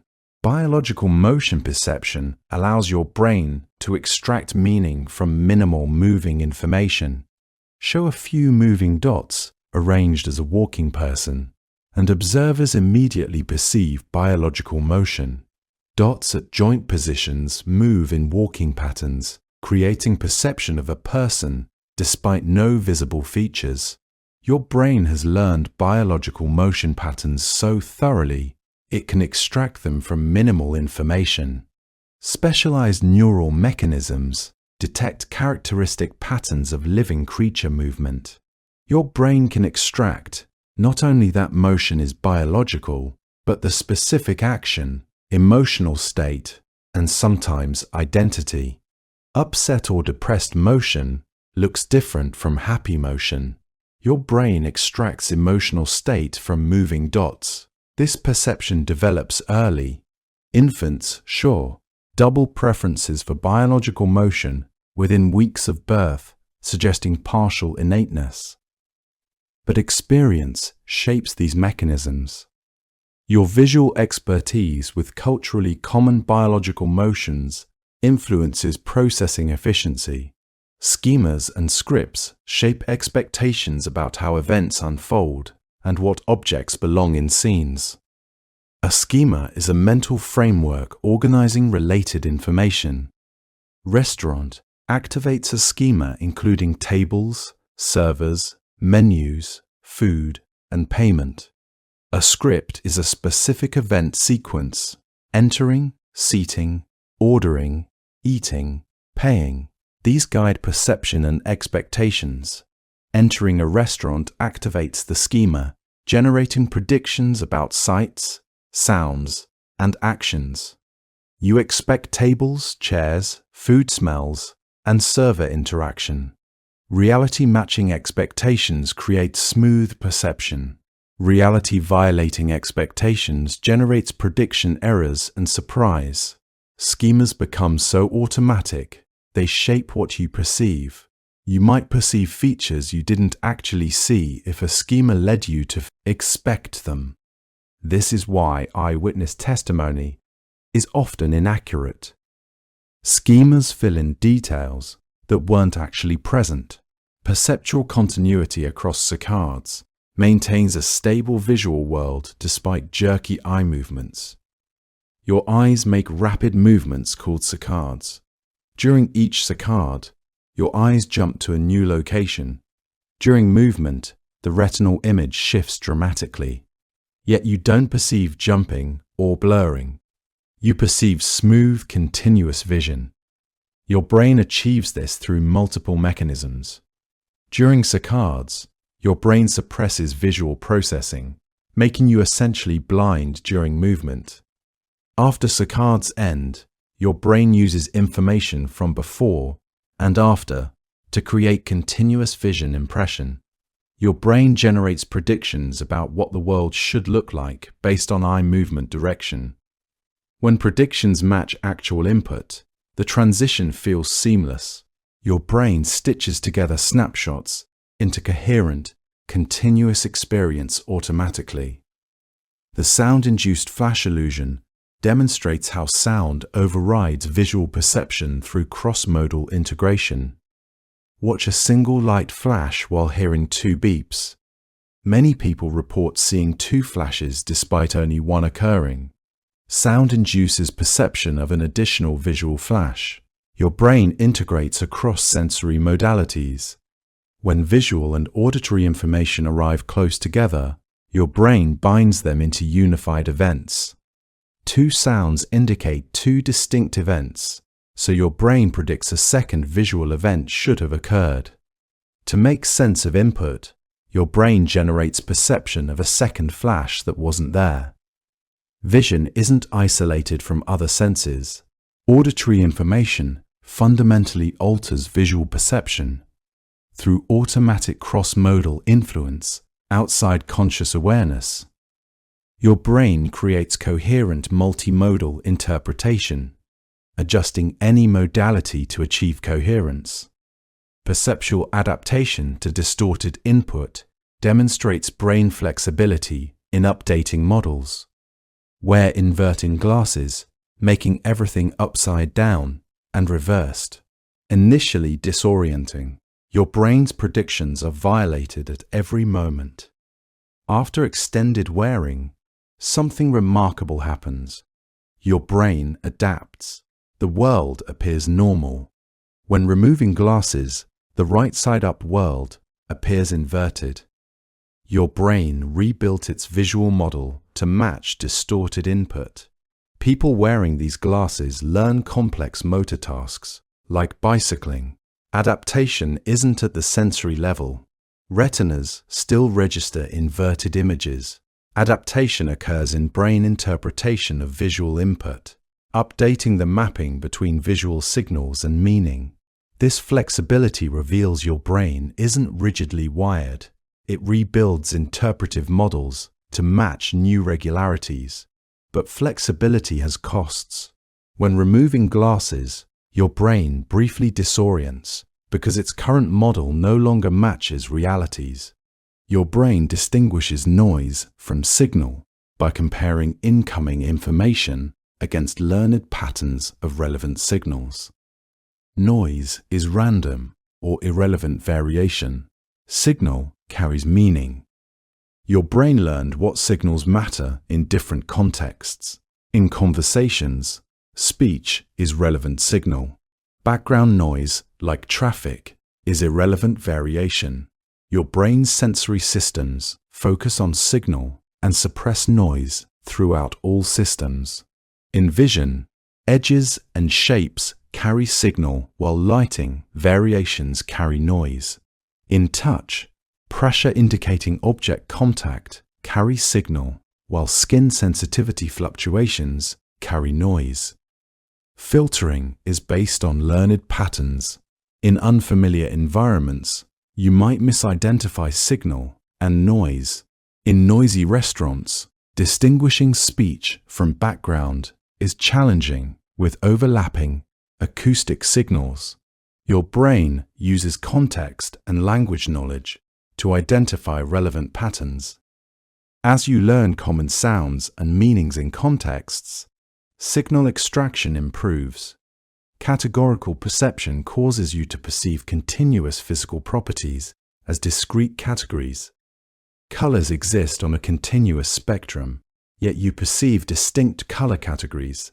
Between red and orange wavelengths, there's a sharp perceptual boundary, despite physical continuity. This categorical perception is learned. Different languages divide the spectrum into different categories. 2-color term languages perceive differently than 12-color term languages. Neural regions for color perception show enhanced responses near categorical boundaries. Categorical perception isn't purely about physics, but about organizing continuous variation into meaningful discrete groups. Speech sounds also show categorical perception. You hear them as discrete phoneme categories depending on your native language. Speakers of different languages hear phoneme boundaries in different locations along the acoustic spectrum. Your brain learned meaningful boundaries in your native language, shaping perception. Perceptual learning involves strengthening neural responses to frequently experienced stimuli and improving discrimination. Learning to identify birds. Many initially look similar, barely distinguishing warblers from sparrows. Experience improves perception through noticing subtle differences. This reflects changes in sensory processing. Neural regions processing bird features show larger responses to frequently experienced species. Signals for distinguishing species features are enhanced. Your brain learns which features distinguish categories. Perceptual learning doesn't require conscious attention. Musicians exposed to music during sleep improve musical discrimination. Wine experts develop enhanced flavor discrimination. Learning is highly specific. Learning to discriminate one object set in one context doesn't transfer to different objects or contexts. Wine expertise doesn't improve car model discrimination. The brain learns specific associations between perceptual features and meaningful distinctions in learned domains. Top-down processing powerfully overrides sensory information when expectations are strong. You see what you expect more than what's actually there. Researchers showed images with expected and unexpected elements. Participants' eyes looked at unexpected elements but didn't consciously perceive them. Brain prediction suppressed conscious perception. A woman in snow with covered feet doesn't appear to lack feet because your schema includes feet. Top-down expectations fill in missing feet. Strong expectation violations are suppressed so completely you don't perceive them. Skilled mechanics glance at engines and immediately spot problems because expectations about engine appearance are strong. Deviations register as prediction errors. Novices wouldn't perceive the problem with weak expectations. Top-down processing allows efficient operation in familiar environments, but makes you vulnerable to missing unexpected information. The thermal grill illusion combines warm and cold sensations, creating burning heat perception without temperature extremes. Place your hand on a grill with interlaced warm and cold bars. Many report intense burning heat, though neither temperature is dangerously hot. Warmth around 40 Celsius, cold around 15 Celsius. Neither alone burns, but combined they create dangerous heat illusion. Your brain learned that warm and cold sensations in proximity suggest tissue-damaging contact. This learned association generates danger and pain perception, though temperatures aren't dangerous. The thermal grill reveals pain perception isn't simply about tissue damage, but brain construction based on learned associations. Your brain predicts the warm-cold combination indicates injury, generating pain accordingly. This explains chronic pain persisting after tissue healing, because your brain's pain model associates certain contexts or stimuli with pain. The brain continues generating pain perception based on learned associations. Expectations shape what you remember, just as powerfully as they shape what you perceive. Your memory isn't a recording of events. It's a reconstruction based on what actually occurred, learned schemas, and current expectations. When you remember an event, your brain generates predictions about what you should remember. These predictions are compared with fragments of actual memory. When they align, your brain fills in predicted details. When a prediction generates a detail that feels consistent with memory fragments, you perceive it as actually remembered. Emotional expectations influence memory fragments. You perceive it as actually remembered. If you were happy when something happened, you're more likely to remember positive details and forget negative details. Your emotional state during encoding shapes which details get consolidated into memory. Expectations can also create false memories. Tell people they attended an event they never attended, and provide details about what typically happens at such events. Many people will begin to remember the event, including details they couldn't possibly have experienced.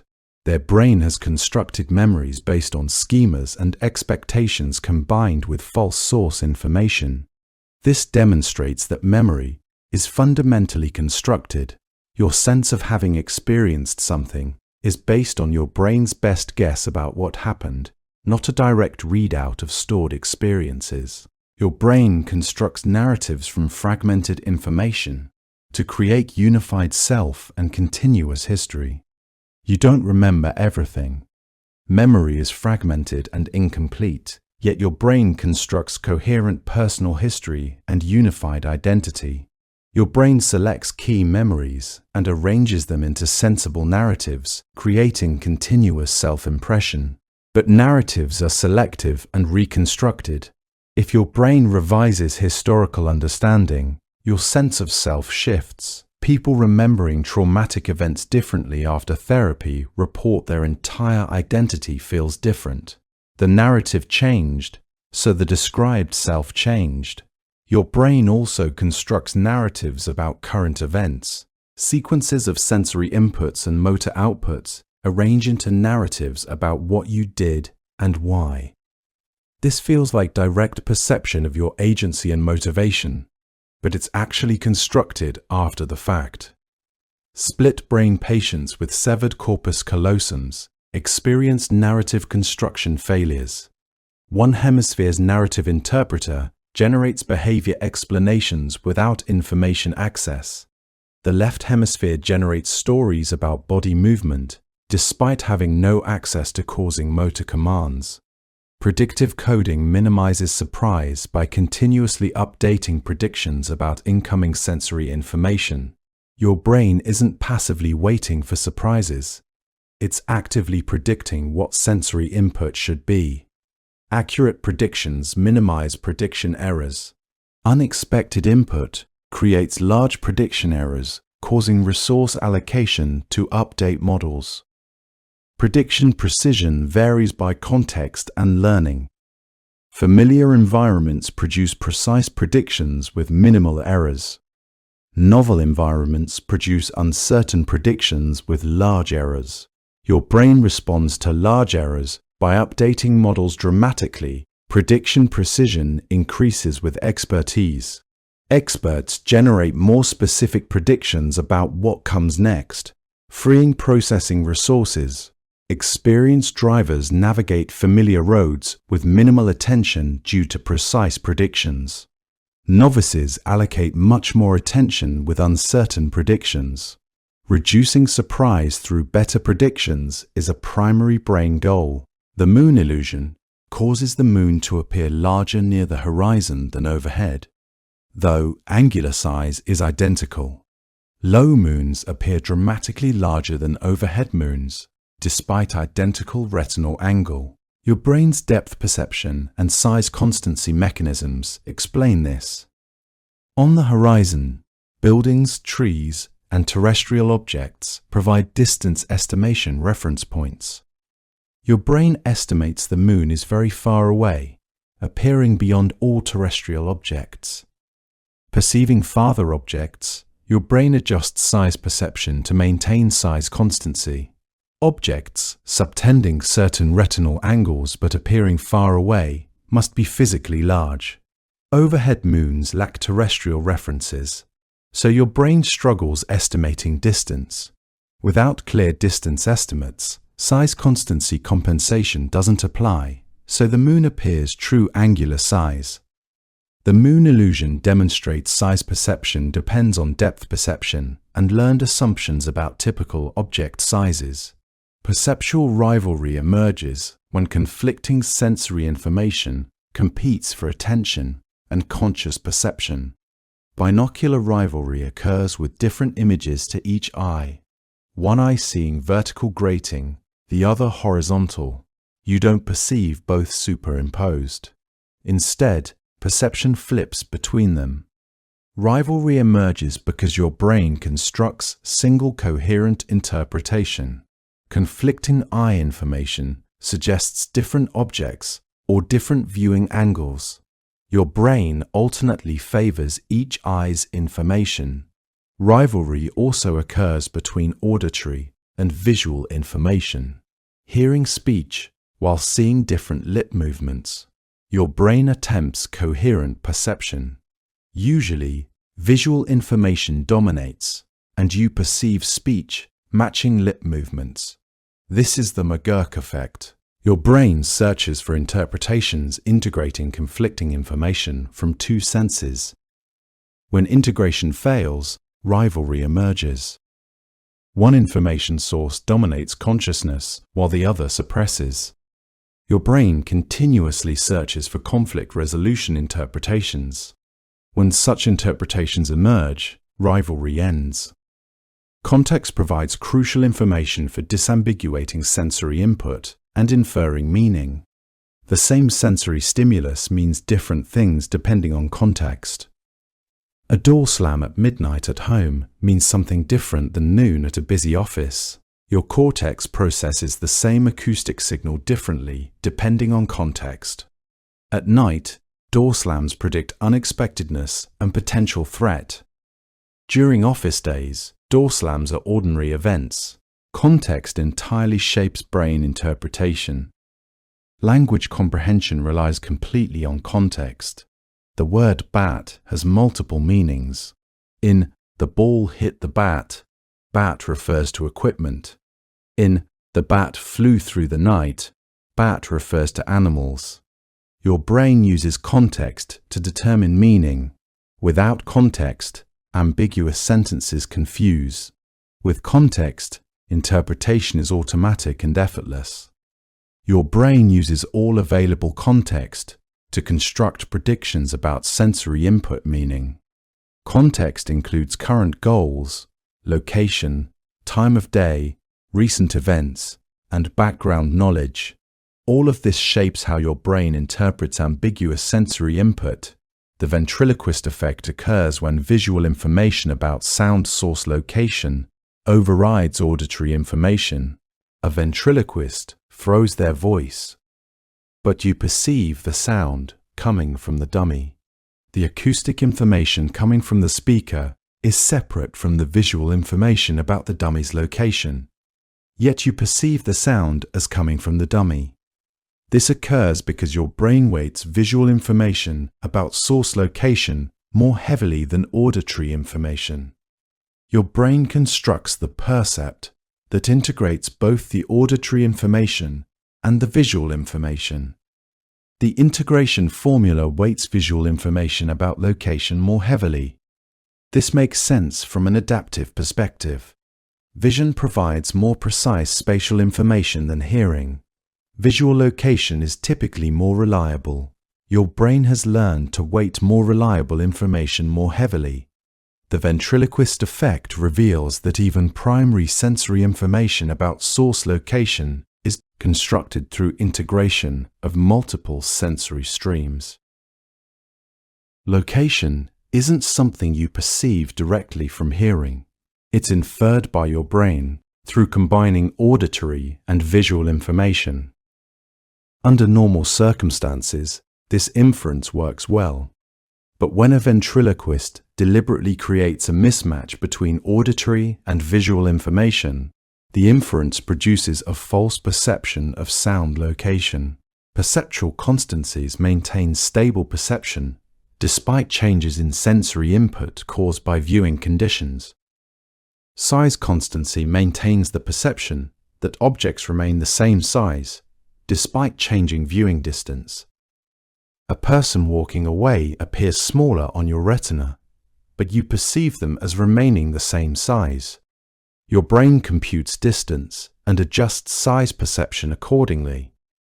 Color constancy maintains the perception that objects retain the same color despite changing illumination. A white object appears white in sunlight and white in shadow, even though the wavelengths reaching your eyes are different. Your brain infers the light source and adjusts color perception accordingly. Shape constancy maintains perception that objects retain the same shape despite changes in viewing angle. A coin, viewed at an angle, projects an elliptical shape on your retina, but you perceive it as circular. Your brain infers the viewing angle and adjusts shape perception accordingly. These constancies allow you to perceive a stable world despite continuous changes in sensory input. Without them, your world would appear to constantly shift and transform. These constancies are learned. As you gain experience with objects in different contexts, your brain learns the typical ways objects change their appearance and learns to compensate for these changes. These learned compensation mechanisms operate automatically and feel like direct perception of objective object properties. Your sense of agency, the feeling that your actions are causing effects, emerges from comparison of predicted and actual sensory consequences. When you perform an action, your brain generates predictions about what sensory feedback should occur. Your brain compares predicted feedback with actual feedback. When they match, your brain generates the sense that you caused the action. When predicted and actual feedback diverge, your brain reduces the sense of agency. If there's a delay between your action and its sensory consequence, your brain doesn't perceive you as the agent of the action. This explains why video games with latency feel unresponsive even when the latency is only a few hundred milliseconds. Your brain predicts rapid sensory feedback and generates reduced agency when the feedback, ACK, is delayed. Psychiatric conditions like schizophrenia involve abnormalities in agency perception. Patients sometimes report that their movements are being controlled by external forces, even though they're generating the movements. This occurs because the comparison between predicted and actual sensory feedback is disrupted. Your sense of agency isn't a direct perception of your own action. It's constructed by your brain through comparison of predictions and feedback. Depth perception from monocular cues alone reveals how learned patterns about perspective, occlusion, and motion create three-dimensional experience. Photographs and paintings contain no binocular disparity and no motion parallax, yet you perceive depth. Your brain uses other learned cues. Perspective lines converge in photographs, just as they do in three-dimensional scenes. Your brain interprets convergence as indicating distance. Objects that overlap in photographs are perceived as in front. Smaller objects appear farther away. Shadows indicate surface orientation and lighting. Texture that appears finer in the distance is interpreted as indicating distance. All of these cues are learned associations between visual patterns and distance. Your brain applies these learned associations to construct depth, even from static images. When viewing a photograph for the first time, your depth perception depends entirely on these monocular cues. Yet your perception of depth feels immediate and compelling. This reveals that depth is not something you perceive directly. It's constructed by your brain through application of learned associations. Emotional contagion shapes your perception of others' emotions and influences your own emotional state. Watch a person with a joyful expression, and you tend to perceive them as joyful and feel some of that joy yourself. Watch a person with an angry expression, and you feel some anger. This contagion occurs through automatic neural mechanisms. Mirror neurons fire when you perform an action, and also when you observe others performing the same action. Your brain automatically simulates the actions and emotional states of others. This simulation generates empathy and emotional contagion. Your brain doesn't maintain strict boundaries between your own emotional states and others' emotional states. When observing someone's emotion, your brain generates a simulation of that emotion in yourself. This simulation creates the perception that you understand what the other person is feeling. Your perception of others' emotions is partly based on facial features and partly based on this emotional simulation. The same facial expression can be perceived as different emotions depending on context and your current emotional state. Emotional contagion can also influence what emotions you perceive in ambiguous facial expressions. If you're in a positive mood, you're more likely to perceive ambiguous expressions as positive. Your brain segments continuous experience into discrete events to organize information into meaningful units. You perceive a movie as containing scenes rather than as a continuous stream. You perceive a conversation as containing turns rather than as continuous speech. You perceive a day as containing distinct events rather than as undifferentiated continuous time. This segmentation occurs through detection of boundaries and transitions. Scene boundaries in movies occur at edits. Turn boundaries in conversations occur at pauses and changes in speaker. Event boundaries in your day occur at transitions between activities. Your brain detects these boundaries and uses them to segment experience into meaningful units. The segmentation of experience into events influences memory. Memory is better for information presented during one event than information spanning multiple events. Your brain consolidates information within events, but represents events as separate units in memory. This event-based organization allows your brain to construct narratives and causal structures. Events have causes and effects. By organizing experience into events, your brain can identify causal relationships and construct meaningful narratives about why things happen. This makes the world appear more structured and comprehensible than it would if experience remained as continuous, undifferentiated input. The phi phenomenon creates perception of motion between two flashing lights presented in rapid sequence. Show a light flashing at one location, then immediately show a light flashing at a nearby location. If the timing is right, you perceive a single light moving from one location to the other. No motion actually occurred. The lights appeared at two distinct locations, yet you perceive motion. This reveals that your brain constructs motion perception to make sense of temporal sequences. Your brain assumes that when similar stimuli appear at nearby locations in rapid succession, they represent a single moving object. This assumption usually works well. When objects move, they produce sequences of images at different retinal locations. Your brain interprets the sequence as motion, but when you present static images in the right sequence, your brain applies the same motion inference, even though no motion occurred. The phi phenomenon demonstrates that motion isn't something you perceive directly. Motion is inferred by your brain from sequences of static images.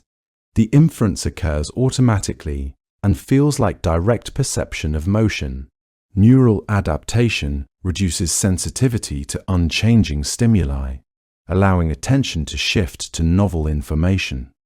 When you put on clothes, you feel them initially. Within minutes, you stop feeling them, even though they're still touching your skin. Your sensory adaptation has occurred. The neural signals from the clothing stimulation have adapted. The same cells that initially fired strongly in response to the clothing pressure now fire weakly.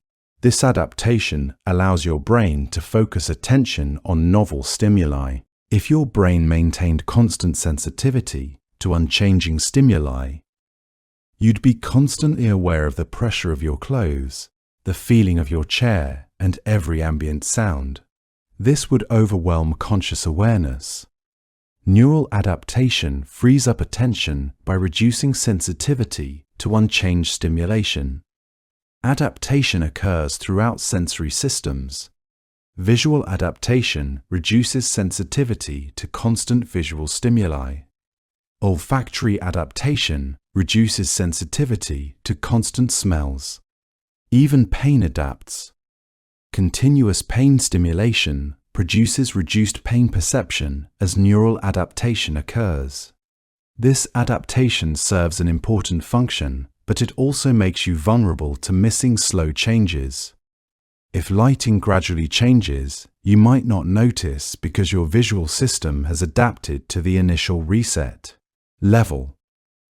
If an important piece of information appears in the same location repeatedly, you might stop noticing it because you've adapted to the spatial location.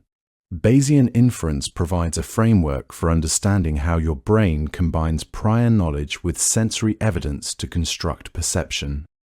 Your brain computes the probability that a particular interpretation of sensory input is correct. This probability depends on two factors: the likelihood of sensory input given that interpretation, and the prior probability based on previous experience. Your brain weighs new sensory evidence against what it knows about likely interpretations. When sensory evidence is ambiguous, prior knowledge dominates perception. When clear, it dominates. This Bayesian weighting allows efficient information combination. Your brain constantly computes which interpretation is most probable given all information. Understanding perception as Bayesian inference explains why expectations influence perception. Your brain incorporates prior expectations into probability computations. Strong prior expectations can dominate conflicting sensory evidence. This framework explains perceptual learning. Experience makes priors more informative. Stronger priors about typical events allow better inferences with less sensory evidence. You perceive ownership over external objects in peripersonal space based on multisensory integration and learned associations between actions and effects. Objects within arm's reach feel different from objects far away. There's a region of space immediately surrounding your body called peripersonal space. Objects in this space feel like extensions of your body in some sense. You perceive greater control over objects in peripersonal space. Your brain has learned that objects within peripersonal space are the ones you can interact with directly through actions. Your brain has learned correlations between your motor commands and sensory feedback from objects in peripersonal space. A tool held in your hand creates sensory feedback that correlates with your motor commands. Your brain learns this correlation and extends the sense of body ownership to include the tool.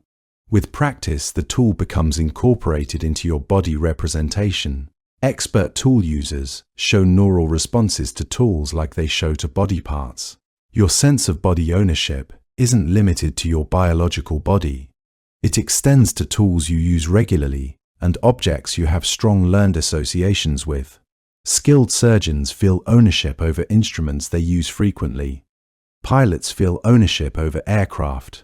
Your sense of ownership depends on predictive integration of multiple sensory streams combined with learned correlations between actions and effects. The boundary between self and not self is constructed by your brain through learning and multisensory integration rather than being determined by biology. Your sense of temporal order emerges from the brain's continuous reconstruction of simultaneous sensory inputs. When events occur at nearly the same moment, your brain doesn't perceive them as truly simultaneous. Instead, it organizes them in sequence based on learned patterns about causality and physical plausibility. If you hear a sound and see a light flash at nearly identical times, your brain decides which came first based on which makes more causal sense. Your brain uses what neuroscientists call temporal binding windows, narrow intervals during which events are perceived as related. Events outside this window are perceived as separate and unrelated. The width of this window depends on context, task demands, and your expectations about what should happen together. This temporal reconstruction allows your brain to create coherent narratives from fragmented and ambiguous sensory input, arriving at different times along different neural pathways. Attention powerfully enhances perceptual processing at selected locations and objects in your visual field. When you focus attention on a specific location, neural activity in sensory cortex regions representing that location increases dramatically. This enhanced neural response makes you more sensitive to details in that location, able to detect subtle features you'd otherwise miss. Attention acts like a spotlight, amplifying signals from attended locations while simultaneously suppressing signals from unattended locations. This suppression is as important as amplification. By reducing processing of irrelevant information, attention prevents your brain from being overwhelmed. Your attentional spotlight doesn't cover space uniformly. It concentrates processing power most intensely at the focus point, while creating a broader penumbra of moderately enhanced processing. You can shift this spotlight rapidly, moving from one location to another in response to behavioral demands or novel stimuli. The cost of this spotlight mechanism is inattentional blindness, where you completely fail to perceive salient objects outside the attentional focus. Apparent motion between static frames emerges through a neural mechanism that infers continuous motion from discrete snapshots. When you watch a movie or animation, you perceive fluid motion even though you're viewing a sequence of static images presented in rapid succession. Each image is static, yet motion perception feels immediate and compelling. Your brain generates this motion perception by assuming that similar shapes appearing at nearby locations in successive frames represent a single moving object. This assumption usually works well. When objects move in natural ways, the frame sequence matches the prediction. But when you present carefully timed images without actual motion, your brain's motion inference produces illusory motion. This reveals that motion perception isn't something you detect directly from visual input. It's a construction your brain generates to explain sequences of static images. The assumption that consecutive frames show the same object moving is so fundamental to your perceptual system that it overrides knowledge that you're viewing static images. Neural mechanisms behind perceptual grouping organize visual elements into meaningful wholes through learned associations. Your brain uses several principles. Proximity groups nearby elements, similarity groups alike elements. Good continuation connects along smooth paths, and closure completes incomplete shapes. These aren't conscious rules, but emerge from neural circuits in your visual cortex. Elements near each other activate overlapping neural populations, binding together. Similar features activate similar neurons, creating grouping. Your brain's mechanisms evolved because natural world objects tend to cluster and follow continuous paths. These associations help pass cluttered scenes. Grouping mechanisms can mislead, though. Clever designs exploit these principles to create illusions. Color constancy maintains the perception that objects retain their characteristic colors, despite dramatic changes in lighting.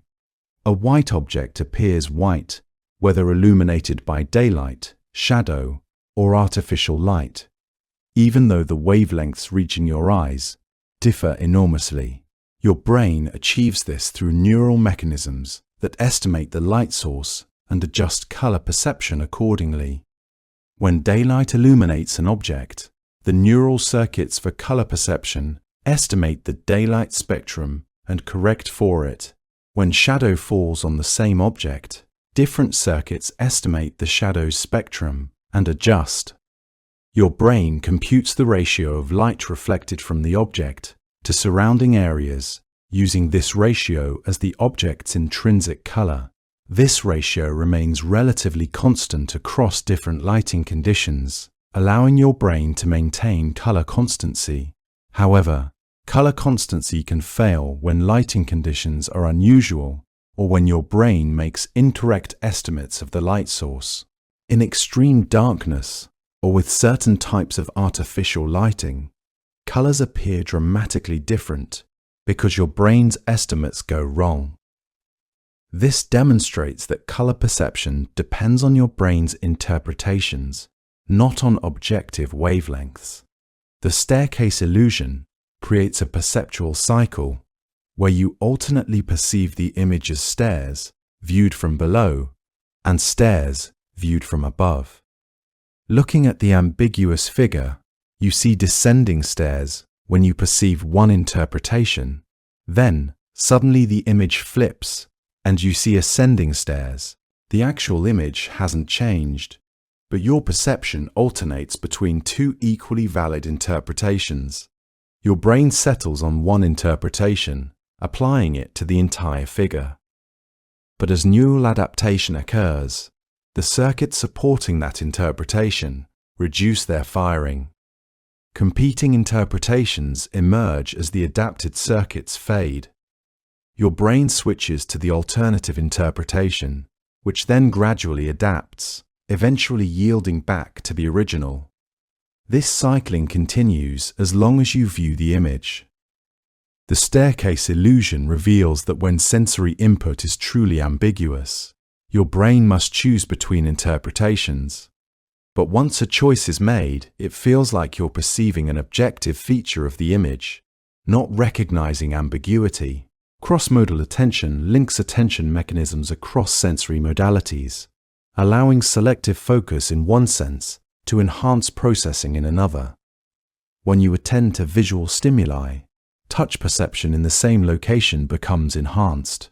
When you attend to sounds from a particular location, visual processing in that location increases. This cross-sensory linking emerges because different sensory systems process information about the same external locations and objects. Your brain has learned to coordinate attention across senses, focusing all available processing power on behaviorally relevant locations and objects, regardless of which sense provides information. Attending to a speaker's voice and face simultaneously involves coordinated attention across auditory and visual systems. The same attentional mechanisms enhance processing of both the speaker's words and their facial expressions. This coordination allows integrated multimodal perception rather than isolated processing in separate sensory systems. Your brain distinguishes objects from shadows automatically through learned principles about how light interacts with surfaces.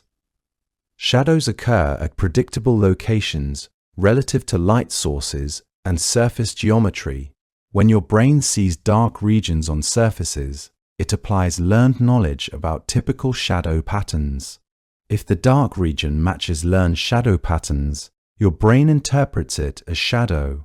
If it violates these patterns, your brain interprets it as a darker surface or object.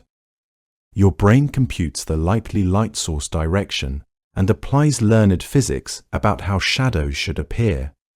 If an ambiguous region violates these physics-based predictions, your brain is more likely to interpret it as an object rather than shadow.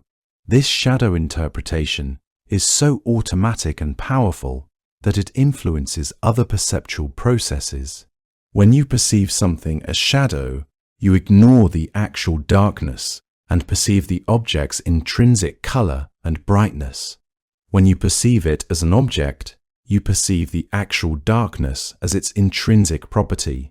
The boundary between object and shadow interpretation involves comparing sensory input against learned regularities about lighting and shadow formation. You perceive causality in colliding objects through a neural mechanism that infers causal relationships from motion patterns. When you observe two objects, one moving toward another, then both moving away, your brain infers that the first object caused the second to move. This inference arises automatically and feels like direct perception of causality. Your brain applies learned principles about collision and momentum. When motion patterns match these principles, you perceive causality. When they violate these principles, you perceive them as separate, unrelated events. If the timing between collision and movement changes, causality perception fails. A delay of even a few hundred milliseconds breaks the causal impression. Your brain expects immediate momentum transfer during collisions. Delays longer than this window make the events appear unrelated. This reveals that causality perception is constructed by comparing motion patterns against learned physical principles, not by detecting causality directly. Expectations create perceptual fluency and familiarity by making expected stimuli easier to process and more pleasant to perceive. When you encounter expected patterns, neural populations respond efficient, producing smooth processing. When you encounter unexpected patterns, neural response becomes noisy and effortful. This difference in processing fluency creates subjective impressions of familiarity.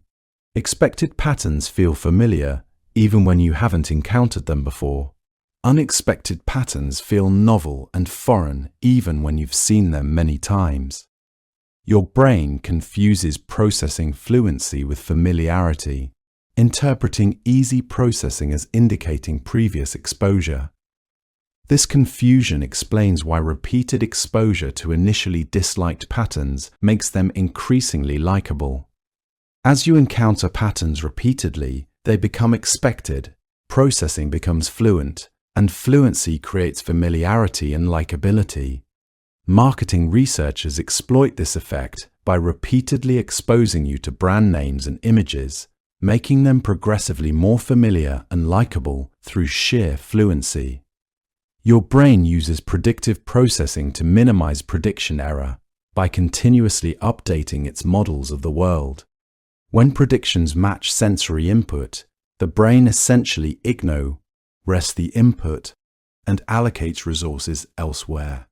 When sensory input violates predictions, large prediction errors result, forcing resource allocation to update models.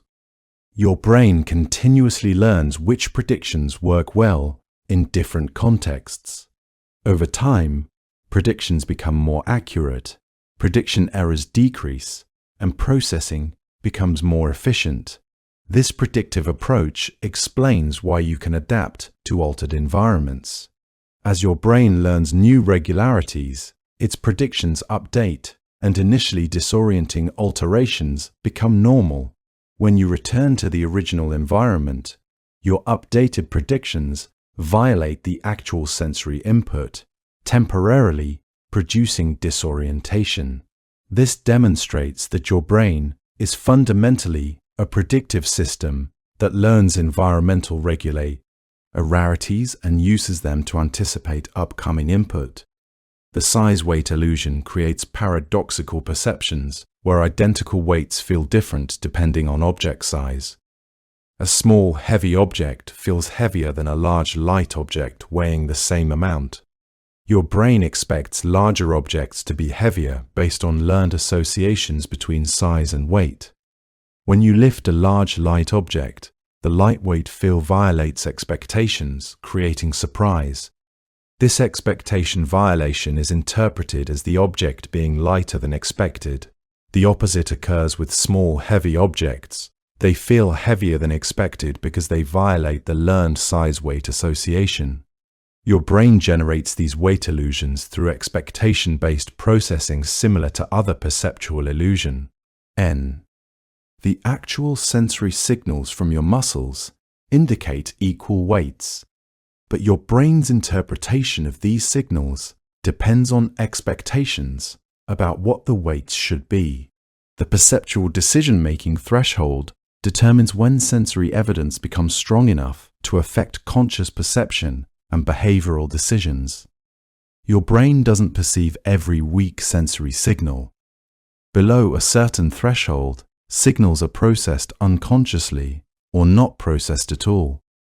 Above the threshold, signals reach consciousness and influence behavior. The threshold adapts based on context, task demands, and expectations. When you're looking for something specific, the threshold for perceiving that thing decreases. Detecting your own name requires lower sensory evidence than detecting random words. When you're not attending to certain information, the threshold increases, making that information less likely to reach consciousness. This threshold mechanism allows your brain to prioritize important information while filtering out noise. The threshold prevents your consciousness from being flooded with irrelevant information. However, the threshold can also prevent you from perceiving important information outside your current focus. How your brain constructs presence and immersion involves creating the illusion that you're actually within a depicted environment. When immersion is strong, neural response to external reality diminishes. Your brain applies normal perceptual mechanisms to virtual stimuli as if real. When visual perspective, depth cues, and motion match natural conditions, immersion deepens. Breaking immersion requires violations, visual discontinuities, impossible depth, or mismatched motion disrupt the experience. You perceive symmetry and balance as aesthetically pleasing through neural mechanisms that prefer symmetrical arrangements. Symmetric stimuli activate neural populations more efficiently than asymmetric ones, creating impressions of beauty. Your brain evolved to process symmetry efficiently because it indicates health and genetic quality in organisms. Natural selection favored brains finding symmetry attractive. Beyond biology, cultural learning also shapes aesthetics through learned preferences for artistic styles common in your culture. Attentional capture by salient stimuli occurs when novel or unexpected elements automatically draw attention regardless of task demands. If a bright flash appears in your peripheral vision while you're focusing on a task, attention automatically shifts to the flash. Your brain prioritizes salient stimuli because in ancestral environments, unexpected events often signal danger or opportunities requiring immediate response. Neural mechanisms detect salience through comparing current input against predictions. When input violates predictions sharply, salience increases. The larger the prediction error, the more salient the stimulus. This automatic attention capture served important survival functions historically. However, in modern environments, salient stimuli are often irrelevant distractions. Advertisers exploit this salience bias by making advertisements bright, loud, and unexpected, automatically capturing your attention. On-memory biases shape what you perceive in the present by influencing how your brain interprets ambiguous sensory input.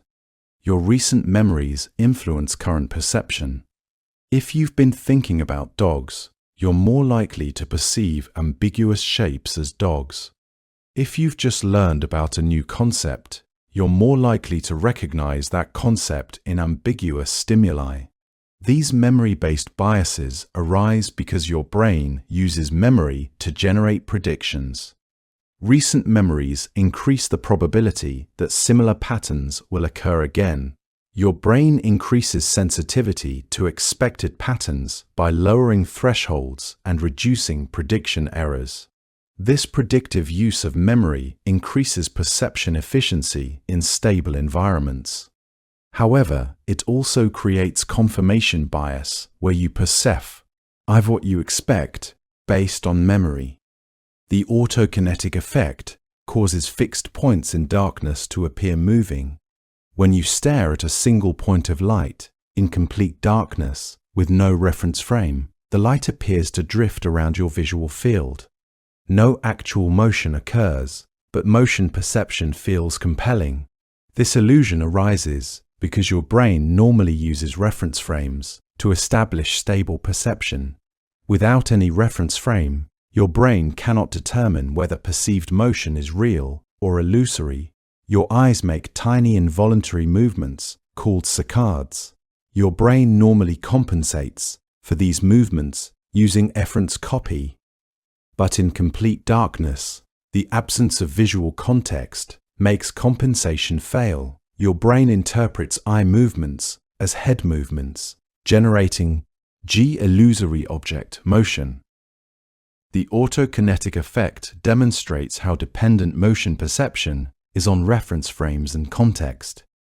Your brain uses heuristics that sometimes mislead you through providing quick answers that work in most situations but fail in unusual circumstances. The representativeness heuristic causes you to judge probability based on how similar something is to your mental category. A person who likes poetry and enjoys quiet activities might seem like a likely librarian. You judge probability based on similarity to the librarian category. However, probability depends on base rates. Most quiet people aren't librarians. Similarity doesn't determine probability. The availability heuristic causes you to judge probability based on how easily examples come to mind. Violent crimes seem more common than they are because violent crimes are memorable. Non-violent crimes are forgettable. Your probability judgments reflect memory accessibility rather than actual probability. These heuristics work well in normal situations, where representations and availability align with actual probability. But they fail systematically in unusual situations. Understanding that you use these heuristics can sometimes reduce their influence, but it cannot eliminate them because they're embedded in automatic perceptual and cognitive processes. Perceptual thresholds determine what enters consciousness by establishing minimum sensory evidence requirements. Below the threshold, stimuli are processed unconsciously. Above the threshold, stimuli reach consciousness. Different sensory modalities have different thresholds. Vision has very low thresholds for detecting light. Touch has higher thresholds for detecting pressure. These differences reflect evolutionary priorities. Detecting light was crucial for vision-dependent ancestors. Detecting touch was less critical. Thresholds also adapt to context. In bright environments, visual thresholds increase. In silent environments, auditory thresholds decrease. Your brain continuously adjusts thresholds to maintain optimal sensitivity, given current circumstances. You perceive continuity in discontinuous sensory streams through neural mechanisms that interpolate missing information between sensory samples. Your sensory systems don't provide continuous input. Vision samples the world through eye movements and updates in discrete neural processing cycles. Audition samples sound through ears that provide discrete neural outputs. Yet you perceive continuous visual and auditory experiences. Your brain fills in gaps between sensory samples by assuming continuity. Moving objects are perceived as continuous flows between auditory updates. This continuity assumption works well because natural motion is continuous. Objects don't jump between locations. Sounds don't skip between frequency bands. By assuming continuity, your brain generates perceptual experiences that match external reality despite discontinuous sensory input. The neural construction of subjective time experience emerges from how your brain processes and interprets information flow. Time perception doesn't come from a dedicated clock. Instead, time sense emerges from how much information your brain processes and integrates. Fast information processing makes time feel fast. This information-based time perception explains why time appears to slow during emergencies. Your brain allocates intense processing to emergency stimuli, generating high information flow, making time feel stretched. During boring activities, low information flow makes time feel compressed. Cultural and linguistic factors also shape time perception. Languages that have complex future tenses encourage thinking about future time, making the future seem more psychologically distant. Languages with simpler temporal structure create different time perception. How your brain interprets intentions from minimal behavioral cues relies on mirror neuron systems and theory of mind mechanisms. When you observe simple actions like reaching or grasping, your brain automatically simulates the action, generating understanding of the actor's goal. Specific neurons fire both when you perform an action and when you observe others performing it. These mirror neurons automatically generate action, understanding. This automatic simulation extends to understanding intentions and goals. Observing someone's actions, your brain activates motor simulations of those actions, generating intuitive understanding of what the person intends. Theory of mind mechanisms then infer broader goals from these observed actions. You understand that someone reaching for a cup intends to drink, even though drinking isn't shown in the minimal reaching action. Minimal behavioral cues are often sufficient to trigger these intention-reading systems, allowing you to rapidly infer complex intentions from sparse observations. You experience perceptual pop-out with distinctive features through a neural mechanism that rapidly detects feature differences. When a distinctive feature differs strongly from surrounding features, it automatically captures attention. A red object among green objects immediately pops out. A vertical line among tilted lines immediately captures attention. This pop-out occurs automatically and effortlessly. Your brain detects feature differences through neural channels tuned to specific features. When a stimulus strongly violates the feature distribution, the detecting neurons fire strongly, signaling salience. Pop-out is fast, often occurring within 100 to 200 milliseconds, too quickly for conscious search strategy. This suggests that pop-out reflects automatic feature detection rather than conscious attention control. Backward masking and rapid presentation occurs when a second stimulus presented shortly after a first stimulus prevents conscious perception of the first. Show a stimulus briefly, then immediately present a second stimulus. You perceive only the second stimulus. The first stimulus is processed unconsciously, but doesn't reach consciousness.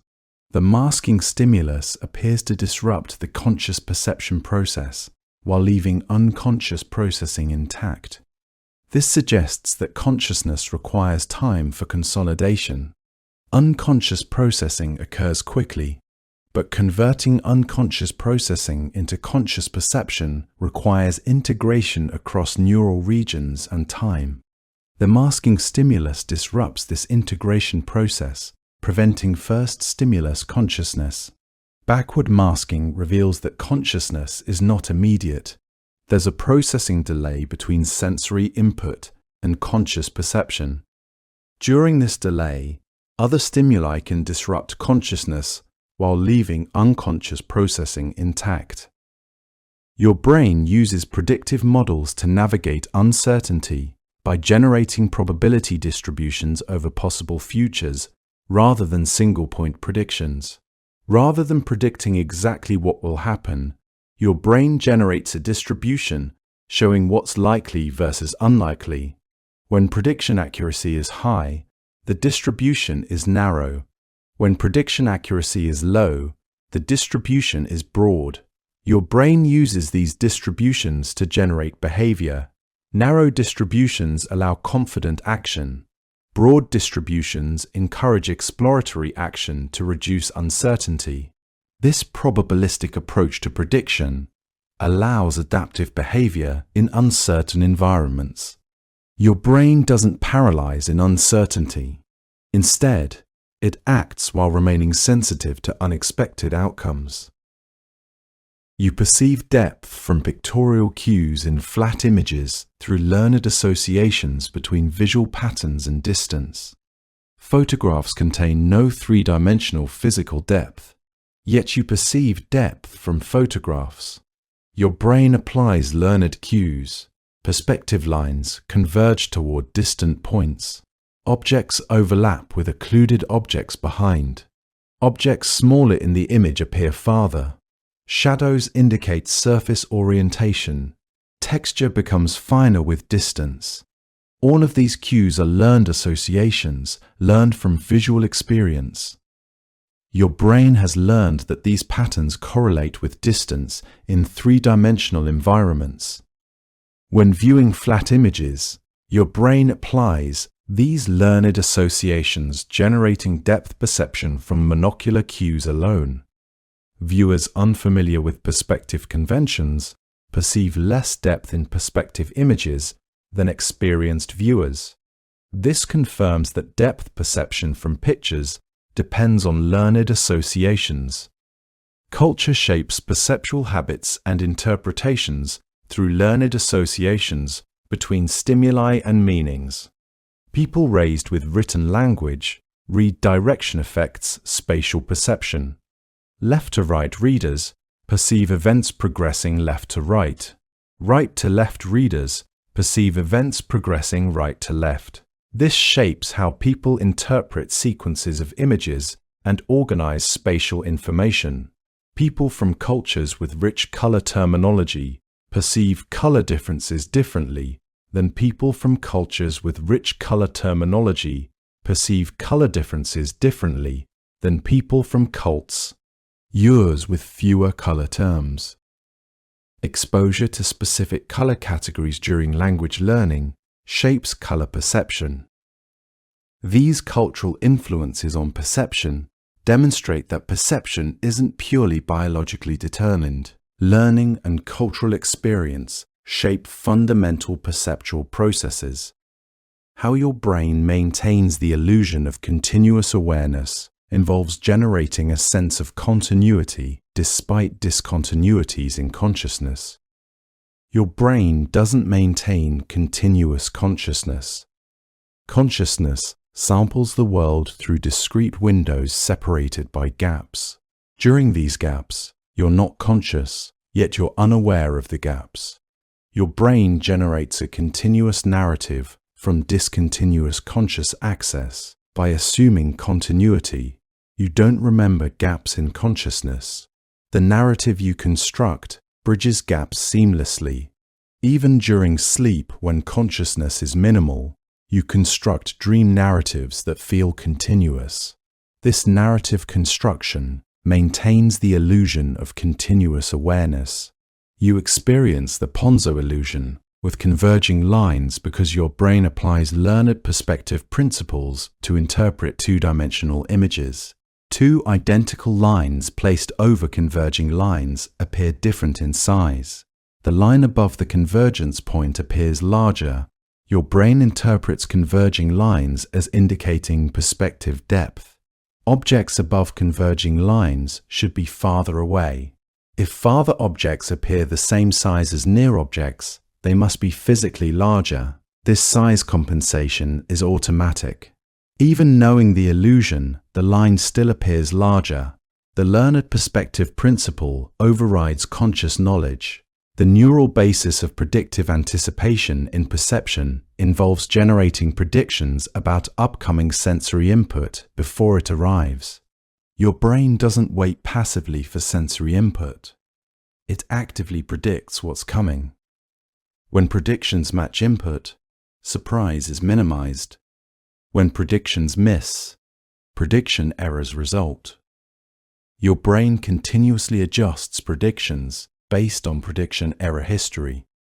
If certain patterns reliably precede certain outcomes, your brain learns the association. Anticipating the outcome before it arrives, your brain generates preparatory responses. A runner anticipates when feet should contact the ground based on running dynamics. Your brain generates muscle commands before the impact occurs. Your brain's predictive anticipation allows smooth, coordinated behavior despite sensory delays. How your brain creates the sense of agency over actions emerges from comparing predicted and actual sensory consequences. When you perform an action, your brain generates predictions about resulting sensory feedback. Your motor command prediction signal predicts what sensations should occur. The brain compares actual sensory feedback with predictions. When they match closely, your brain generates strong sense of agency. The action feels like it caused the effect. When predictions and feedback diverge, agency weakens. Delayed feedback creates reduced agency. Even though the action caused the effect, your brain interprets mismatches between predictions and feedback as indicating external causation. This agency mechanism depends on prediction accuracy. High prediction accuracy creates strong agency. Low prediction accuracy creates weak agency. You perceive depth from monocular cues alone, even in static images. Binocular cues, like disparity, are absent. Motion parallax is absent. Yet depth perception from monocular cues feels compelling. Your brain applies learned patterns. Familiar objects have learned sizes, allowing size-based distance inference. Linear perspective indicates depth. Atmospheric effects indicate distance. Lighting and shadow patterns indicate surface orientation. All of these learned patterns support depth inference. In photographs, all information is static and two-dimensional, yet depth perception emerges from applying these learned cues. The emotional contagion, shape-hetting, in your perception of others involves automatically simulating observed emotions. When you observe someone smiling, neural regions for producing smiles become active. When you observe someone in pain, pain processing regions activate. This automatic simulation generates empathetic understanding of others' emotional states.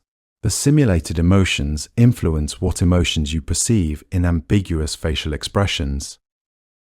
If you're in a happy mood, you're more likely to perceive ambiguous expressions as happy. Your mood emotionally primes neural systems for emotion perception, biasing perception toward emotionally congruent interpretations. How your brain segments continuous experience into discrete events involves detecting boundaries and transitions. You perceive days as containing events rather than continuous experience. Events have beginnings and endings marked by transitions. Scene changes mark event boundaries in dialogue. Activity transitions mark event boundaries in dialogue. Activity transitions mark event boundaries in dialogue life. Your brain detects these boundaries and segments experience accordingly. The segmentation influences memory. Information within events is bound together in memory. Information spanning events maintains separate representation. By segmenting experience into events, your brain organizes information into meaningful units. Why you experience the phi phenomenon between flashing lights reveals motion inference from static frames. Two lights flashing in rapid succession at nearby locations create apparent motion perception. You perceive a single light moving from one location to the other. No motion occurs, but motion perception feels real. Your brain infers motion as the most plausible interpretation of sequential stimulation at different locations. This motion inference happens automatically, demonstrating that motion perception depends on inference rather than direct detection. The phenomenon of neural adaptation reducing sensitivity over time protects you from irrelevant stable stimulation. When sensory input remains constant, neural responses decrease over time. The steady pressure of your clothes gradually disappears from conscious awareness. Constant background sounds become unnoticed. Unchanging visual stimuli fade from perception. This adaptation frees attention for novel stimulation. However, adaptation makes you vulnerable to missing slow changes. Gradual lighting changes go unnoticed. Important information appearing at constant locations becomes invisible through adaptation. How your brain uses Bayesian inference to interpret ambiguity involves computing probabilities combining prior knowledge and current evidence. When sensory input is ambiguous, multiple interpretations are possible. Your brain computes the probability of each interpretation given current evidence and prior knowledge. The most probable interpretation becomes conscious perception. Strong priors can override weak sensory evidence. Weak priors cannot overcome strong sensory evidence. This Bayesian weighting allows integration of knowledge and perception. Your brain literally computes conditional probabilities, implementing approximate Bayesian inference. Understanding Bayesian inference reveals why expectations powerfully influence perception. Why you perceive ownership over external objects in peripersonal space involves learning correlations between actions and sensory feedback. Objects within arm's reach become incorporated into your sense of self through learned action effect associations. Your brain learns that moving your arm produces sensory feedback from objects you hold. This predictable correlation gets encoded as part of your body model. With extended tool use, the tool becomes incorporated into body representation. Surgeons feel ownership over instruments they use regularly. Drivers feel ownership over vehicles they control. Your sense of self-boundary is constructed through learning action-effect correlations rather than determined biologically. This flexibility allows your sense of self to expand or contract based on actual control relationships. The boundary between self and world is negotiable, constructed through your brain's learning about which objects you can reliably control through your actions. This constructed body model and self-boundary remains throughout your life, constantly updated through ongoing sensory-motor learning, providing a foundation for all your physical interactions with the world around you. If you've journeyed through these pages with us, understanding how thoroughly your brain constructs the reality you experience, you've glimpsed something profound about your own nature. Your brain is not a passive recorder of objective truth. It is an active creator, generating reality moment by moment based on prediction, expectation, memory, and emotion. The world you perceive is not the world as it exists independently. It is the world as your brain has constructed it, shaped by your history, your culture, your beliefs, and your needs. This understanding can be humbling. It reveals that reality itself is far more malleable than you assumed.